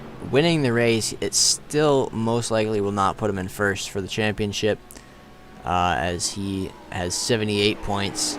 And, well, actually, he might be pretty close, but I don't think so. He'll most likely be second or third after this win. One thing to pay attention to for these last few laps, we talked about it before, but it's actually happening again, is Jeff McDonald. Oh, and a mistake from James Foreman in front. Jeff McDonald's only he's less than 2 seconds with just 2 or 3 laps to go. He actually could still get the podium position. Yes, he definitely can. This is his first race in the E4A. We're going to take a look. What does the delta look like between them? From 17 seconds to about 1 second in the past 5 laps. That's a decent amount right there. He's definitely got the pace. James has had so many incidents over the race. His car probably does not have as much power as he would like. So I'd say that McDonald's is as good as on that podium right now. This will be the thing to watch, unless the Ryan Tyler Patrick Ripley battle actually is more on track position, which I don't know what it is. This okay. This is what we're watching here. Backs out a little bit there, but still continuing the pressure. Let's see if he can nail the exit of this final corner. I don't know if you want to. Yeah, it's not. He didn't get it, but Foreman goes wide. That's gonna push. McDonald's gonna have to start accelerating to the right, which loses him speed, scrubs the tires. He's got the inside line for this though, and that really does gain you time. You see Foreman losing time, going the extra distance. He also has the Mercedes, which I think has an established, better straight line speed than the Ferrari. So easy pass going into turn 1. That's a podium position. There it is, his debut. Mr. McDonald is on that podium, and all he has to do is hold it for another lap.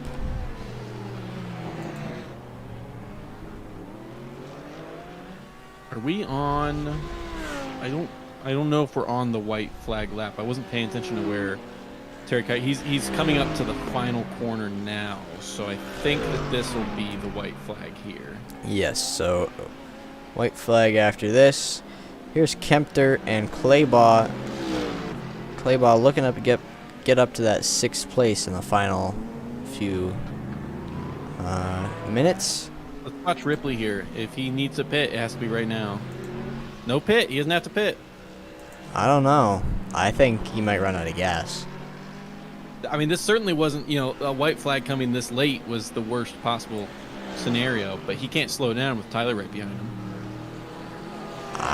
It's going to be really, really close. I'm excited to see how that plays out. This is Claybaugh and Kempters for 6th and 7th in GTD Pro. Yes, it is. The speed limit's 25. I think you guys need to slow down. I'm going to have to write you a ticket. But they're coming up to the hairpin, going into the final lap. I don't know, man. Listening to Ripley here going on board, I don't hear lifting. This may have been perfectly timed. Let's see, Ripley. Well, I mean, it wasn't his choice, and when he crashed, but 25 lap stint, no one else has been able to do that in any of their stints. Well, we don't know if he's able to do it yet, but I guess we'll find out. Here's Terry Calgary Jr. out of the final hairpin, looking to take the win. This will be his 10th win in Pony Express. Congratulations, Terry, on your win in GTD Pro. Might be one of his easiest, that's for sure. Very true. Mark Dillon Jr. as well. He won that in GTD-M, taking his 15th win in Pony Express. He still has one more lap to go. Ripley does finish the race in 2nd place. He made that 25 lap stint work. Congratulations, Patrick. Congratulations, Ryan. Now we're looking for Kempter versus Claybaugh. It's looking like Kempter's taking that 6th place.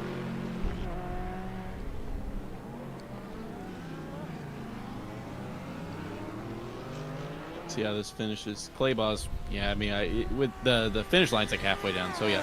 Kempter will be able to finish there in 6th place. Pretty good finish for him. I think he'll be happy about that. Matthias Ackridge also in 5th. We have such a strong field of GTD Pro. I think they'll be very happy with those results. Yeah, a wonderful race from everybody. Christopher Newby, the last person to cross the line, will be on his way right now. There he goes. Let's take a look at our results. In GTD Pro, Terry Calgary Jr. takes the win, followed by Patrick Ripley, Ryan Tyler, Tyler Langenberg, Matthias Ackridge, Sasha Kempter, Aaron Claybaugh, Nicholas Paletti, Tony Watson, Marcus Osborne, Paul Boyle, Stephen Thompson, Gareth McAllister, Antoine DeCash, Nick Terrell, and Brad McCombs.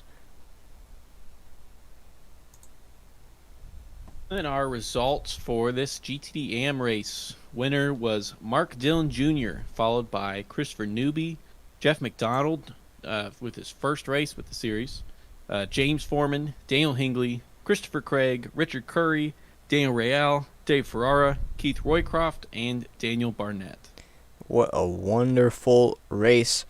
Let's take a look at our waiting room. We got 2 people for interviews. All right, we're going to get them in here in just a moment.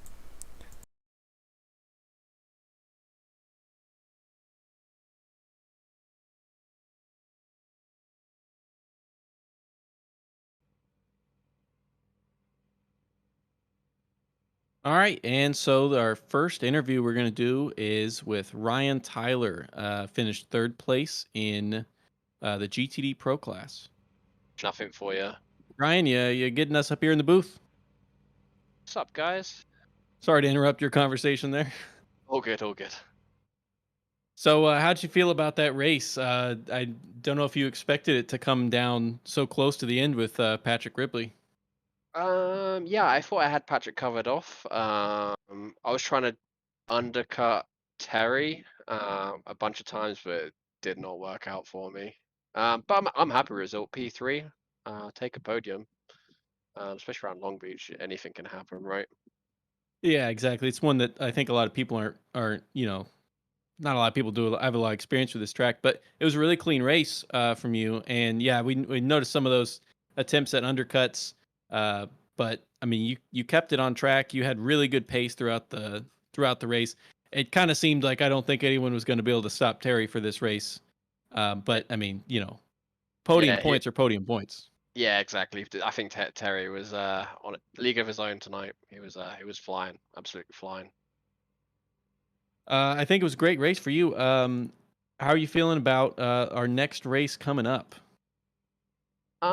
It's a love-hate relationship at Nürburgring, so hopefully it's love next week and not hate.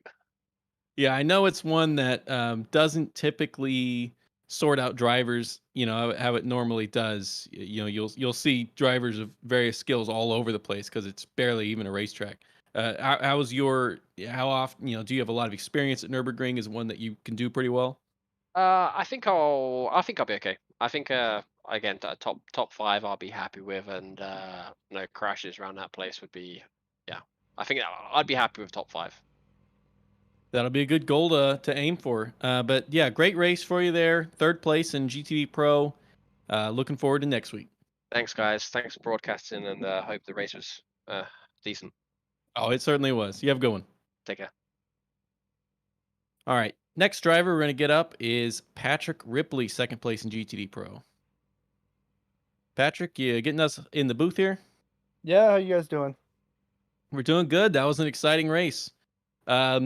Did you, my first question, just because I didn't even think it was going to be possible, did you actually think that you'd be able to finish that race without another pit stop? Well, I was gonna finish the race without stopping no matter what, so I was either gonna end up on the front straight out of fuel, or I was gonna finish the race crossing the line. How much did you have left in the tank? I was doing actually my cool down lap to get back down to the pits, and it started to stutter at the fountain. Wow. So yeah, I was pretty shocked. Yeah, when we were watching the pit strategy, you were the only driver, I mean, at least through the ones we were scrolling through, the only driver who put in a stint of 25 laps. 24 was the max anyone else was able to do, and that's the stint that, clearly secured you second place for that race. Yeah, I mean in that last stint, I started basically coming down the front straight, short shifting everywhere. I was up a gear everywhere, and then end of pit lane, I was off throttle all the way coast until my brake zone. So I think that really saved me. Yeah, it was really good management. Next week, so you got a podium here. I know VIR didn't go exactly the way you wanted it to. Daytona was pretty good. Next week we got the Nordschleife. Is that one that you like, or are you against it as like a racetrack purist? That place is pretty polarizing. I'm not against it. I think it's a lot of fun, but I don't expect to do well there. It's not you have to really love that place and put in a lot of laps, and I don't have that kind of commitment to that place when it's 8 minutes a lap. Yeah, it's definitely one that doesn't really, shake out the drivers like it normally does at a normal racetrack. Yeah, I mean, I imagine participation is going to be pretty high. I know a lot of people like that one, so I think you can't afford to not run that race if you're in the championship and take the drop points. So we'll Yeah, we'll and see what happens. yeah, and you never know what's going to happen. It's one that you mess up early in the lap, and like that toe, if you have to tow, the race is over. Yeah, I mean, it could happen to anybody, right? That's just a race of attrition. So But for this race specifically, it was really well run. Obviously, fuel strategy was great at the end. You had a little incident at the start of the race, but a very commendable fight back. With really great pace to get second place. So good luck to you for next week at the Nordschleife. I know it might be, a little bit of a crapshoot, but we'll see how that goes. But your season has started off pretty well, and I think that you can continue that momentum. awesome. Thanks, guys. Appreciate it. Great job on the broadcasts. Thank you very much. You have a good one. You too. All right, and finally for GTD Pro, we are going to bring in our dominating leader of the race, Terry Calger Jr. Terry, you get us up in the booth here? Hey, got you guys. Man, that race, obviously, you with qualifying, you just barely missed out by just like 100th of a second. But Yeah. your pace during that race was more than 100th of a second faster. I don't think anyone really had an answer for you in that one. How did you feel like that was executed? Practice. I was just telling the guys between Monday night and Tuesday night did 2 full-length AI races here before the race tonight. So, because I wanted to get a feel for tire wear and any changes I needed to make to my driving style to try to make the tires last and figure out places to pass if I needed to. Yeah, it definitely looked like you knew what you were doing strategy wise. You were one of the few drivers that didn't really have to make an early pit, with some damage. Your first three stints, all 24 laps, probably exactly to the plan that you had set out early, and then just a little splash and dash at the end. Um, was there, at any point that you felt like you wouldn't be able to win that race? Um, You're allowed to say no. Not really. I mean, once I got the hardest part was getting past Patrick there at the start. If I could get past him and kind of put a little bit of distance between us, because it's so hard to pass here, I figured I had a good shot and they would have to do something, try to undercut me, when we were in heavy traffic or something like that. And I had a game plan coming in and I just stuck to it and it worked out. Yeah, and I know there was a couple close calls with some traffic, but I don't think there was any driver that didn't have a number of sketchy moments with traffic around. So it was really well managed, both from just a pace perspective, pit strategy, and with traffic. So I other than just barely missing out on that pole, I think that was pretty consummately performed by you there. Thank you.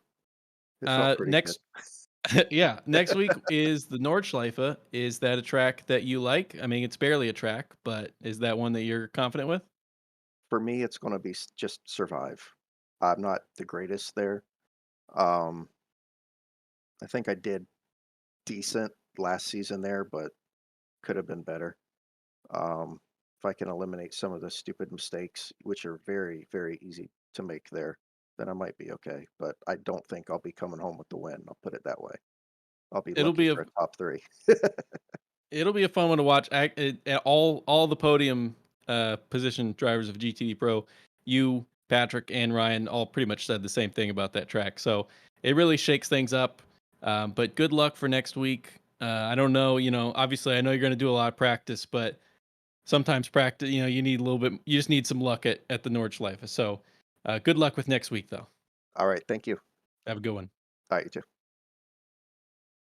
All right. We do not have our third place driver from GTDM. He was in the Discord, but um, now we will move on to our. Let me make sure I have the results correct here. Our second place for GTDM, which was Christopher Newby. Christopher, you get me up in the booth here. Hello. Hey, so that was a pretty eventful race. I think that you seemed to show some pretty consistent pace throughout. GTDM was all over the place with positions and all these like kind of different strategies. What is this how you expected? Did you expect to finish top 2 throughout the whole race, or was there some times during that where you had no idea what was going to happen? I'm hopeful I'd finished up near the top. Certainly when I've been practicing, I kind of was matching the fastest guy's pace, but when I came to quali, I absolutely botched my laps and ended up like, I think it was like 8th from the start.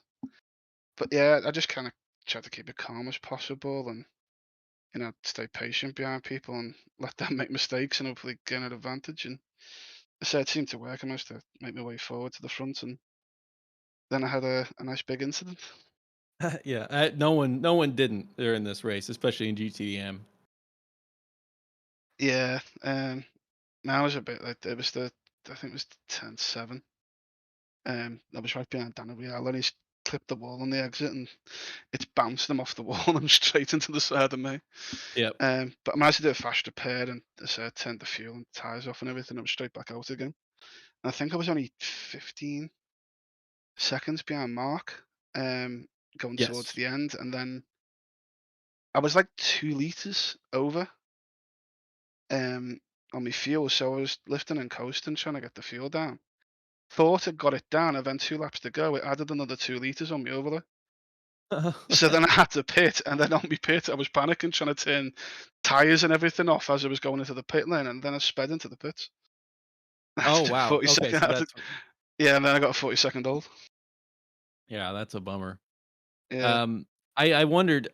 So like, when I look up the incidents here, I can get it for me. It shows the whole event where it shows 8. Did you have any qualifying? Were you able to get those 3 safety points during the race? The 1 to 7 incident point thing. No, I think I am on 8. I think it was 2 4Xs. Oh, that is rough. Yeah. Um, Still though, I believe that I'm doing the mental math. I still believe that you are second place for the GTDM championship. Um, Coming up Yeah. in the next race is the Nordschleife. How do you feel about that one? Uh, Last season, I'd never driven it before when we came up to it. I think I practiced on the night going into it, and I think in the practice session was the first time I did a clean lap. And then I got into the race and did the whole thing perfectly.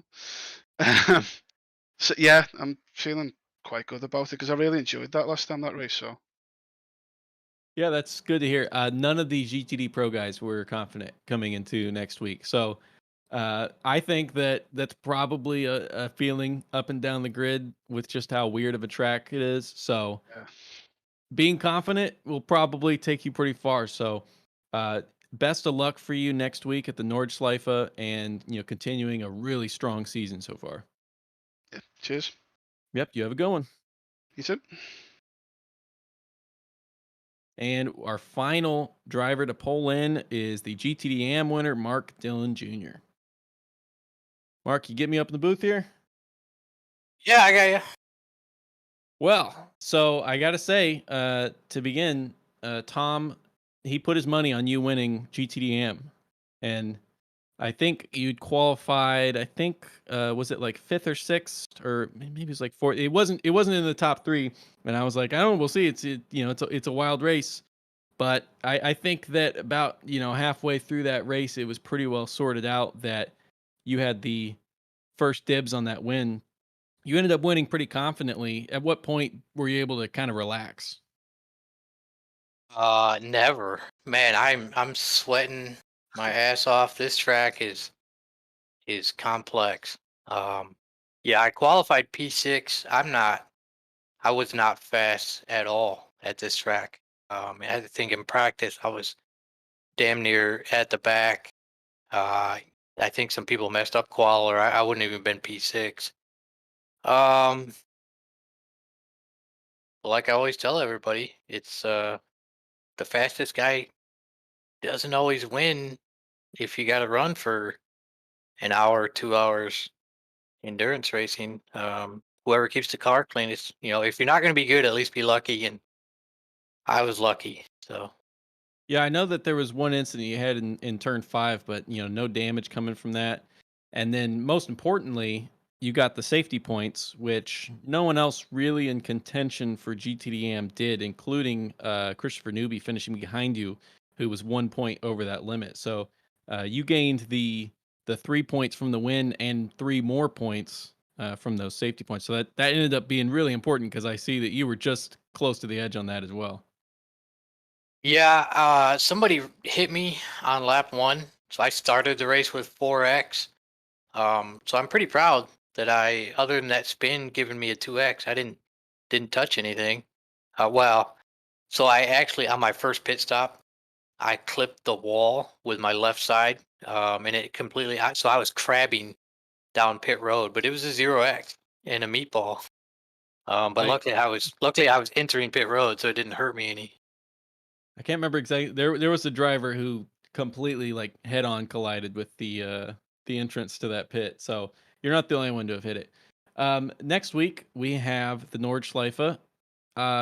Certainly have mixed reactions to it from the drivers interviewed so far. I mean, all 3 of the podium positions for GTD Pro said that they just wanted to survive it and weren't expecting to do well. How do you expect to do, continuing a pretty strong season, obviously? I feel like Nerb will hopefully go similar tonight to tonight. I don't have speed. I'm not going to be the fastest guy out there. But if I can just keep it on the track and finish the race, it's pretty easy to get, a top 5 finish. Um, if you just ward off the attrition.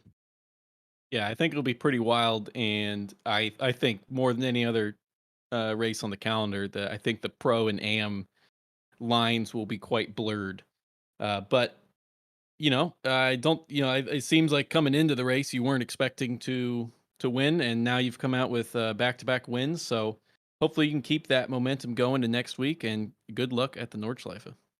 Yeah, I didn't get an interview last week, so I had to win again to get up here. Yes, exactly. You have a good one, Mark.